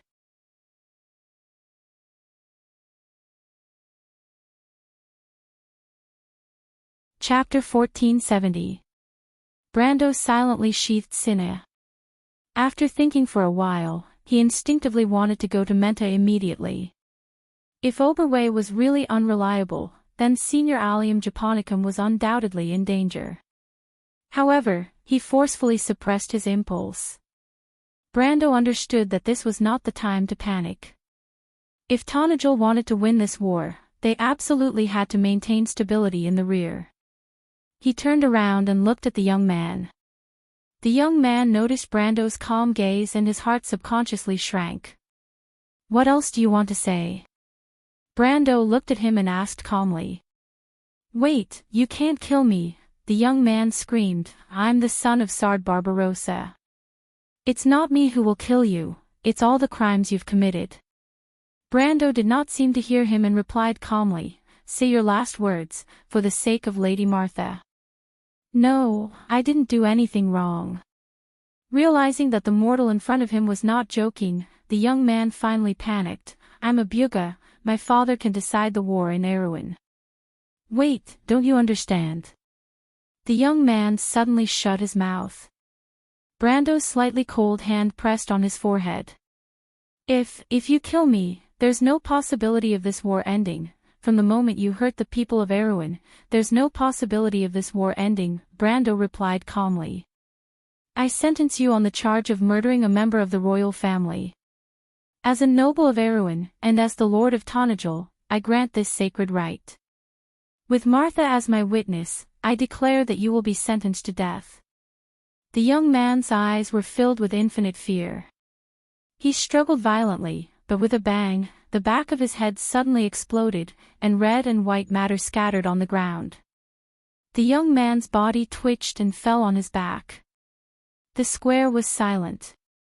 Everyone stared at the scene in a daze. Although Brando had killed 7 or 8 Bugas before, the shock was far less than this scene. This was a public declaration of war against the Bugas, the Sisaldans. Brando turned his head. Every pair of eyes in the square was focused on him. He sighed and raised his hand. Following his movement, the crowd was in a commotion. 1 hand, 2 hands, and more hands were raised into fists. Tonajol. It was unknown who shouted loudly. Following which, more voices rang out. My lord. People waved their fists and shouted the name of this territory and his name. Brendel watched all of this in silence, but he gestured with his hand, and everyone quieted down again. I'm not a Tonajol man. After a moment of silence, Brando. His first sentence caused the square to fall into silence again. People gradually put down their hands and looked at their lord in confusion. What does the lord want to say? Brando's gaze was also focused on his people. Although he had never invested too much effort in the territory, everything that Tonajol had now was mostly due to the Roman and Amandina's efforts. Although the merchant lady was trapped on the other side of the world crystal wall, and Amandina and the princess were also trapped in Ranner and had no news of them. But Brando's heart was not gloomy. Erwin was not just one hero. It was the efforts of many people who had created the scene today. Although some of them may never see all of this again, such as His Highness Levin Ornessen, and the heroes who had been buried in the previous wars to protect Erwin. Although many people were deep in the mire, fighting and killing with the difficulties and obstacles now and in the future. He continued, his voice steady and calm, but it was enough to spread throughout the square. I'm not an Ulcenian. The blood of the Highland Knight flows in my veins. I'm also not a Caligo man, because I grew up in the mountains of Bucci. But I'm a Erwin man. He pointed at everyone. You too. You should not only be proud of Tonajol, but also of Erwin. Because without this ancient kingdom, Tonajol is nothing. This is a land where heroes grew up. Everything you have today is the efforts of the people of the past. And everything that Erwin has in the future depends on our efforts now. Is it the royal faction and the nobles of Erwin's past who gave you everything? Brando shook his head. Proud Erwin men, why do you let others decide the fate of the kingdom? This is not a laughable palace struggle, but the road to the kingdom's revival. He looked at everyone in the square with a calm and profound gaze, and said to them, people of Erwin, go and revive this kingdom. From now on, it will no longer belong to those short-sighted nobles and lords who colluded with foreign enemies. This is a war that belongs to each and every one of you. When you set foot on this land, your pride will drive you to fight. When you understand that this is a war of Erwin men, and not a laughable fight between nobles, glory will belong to each and every one of you. And glory, Brando replied softly, will belong to our country. He raised his right hand. Erwin. Everyone in the square had tears in their eyes.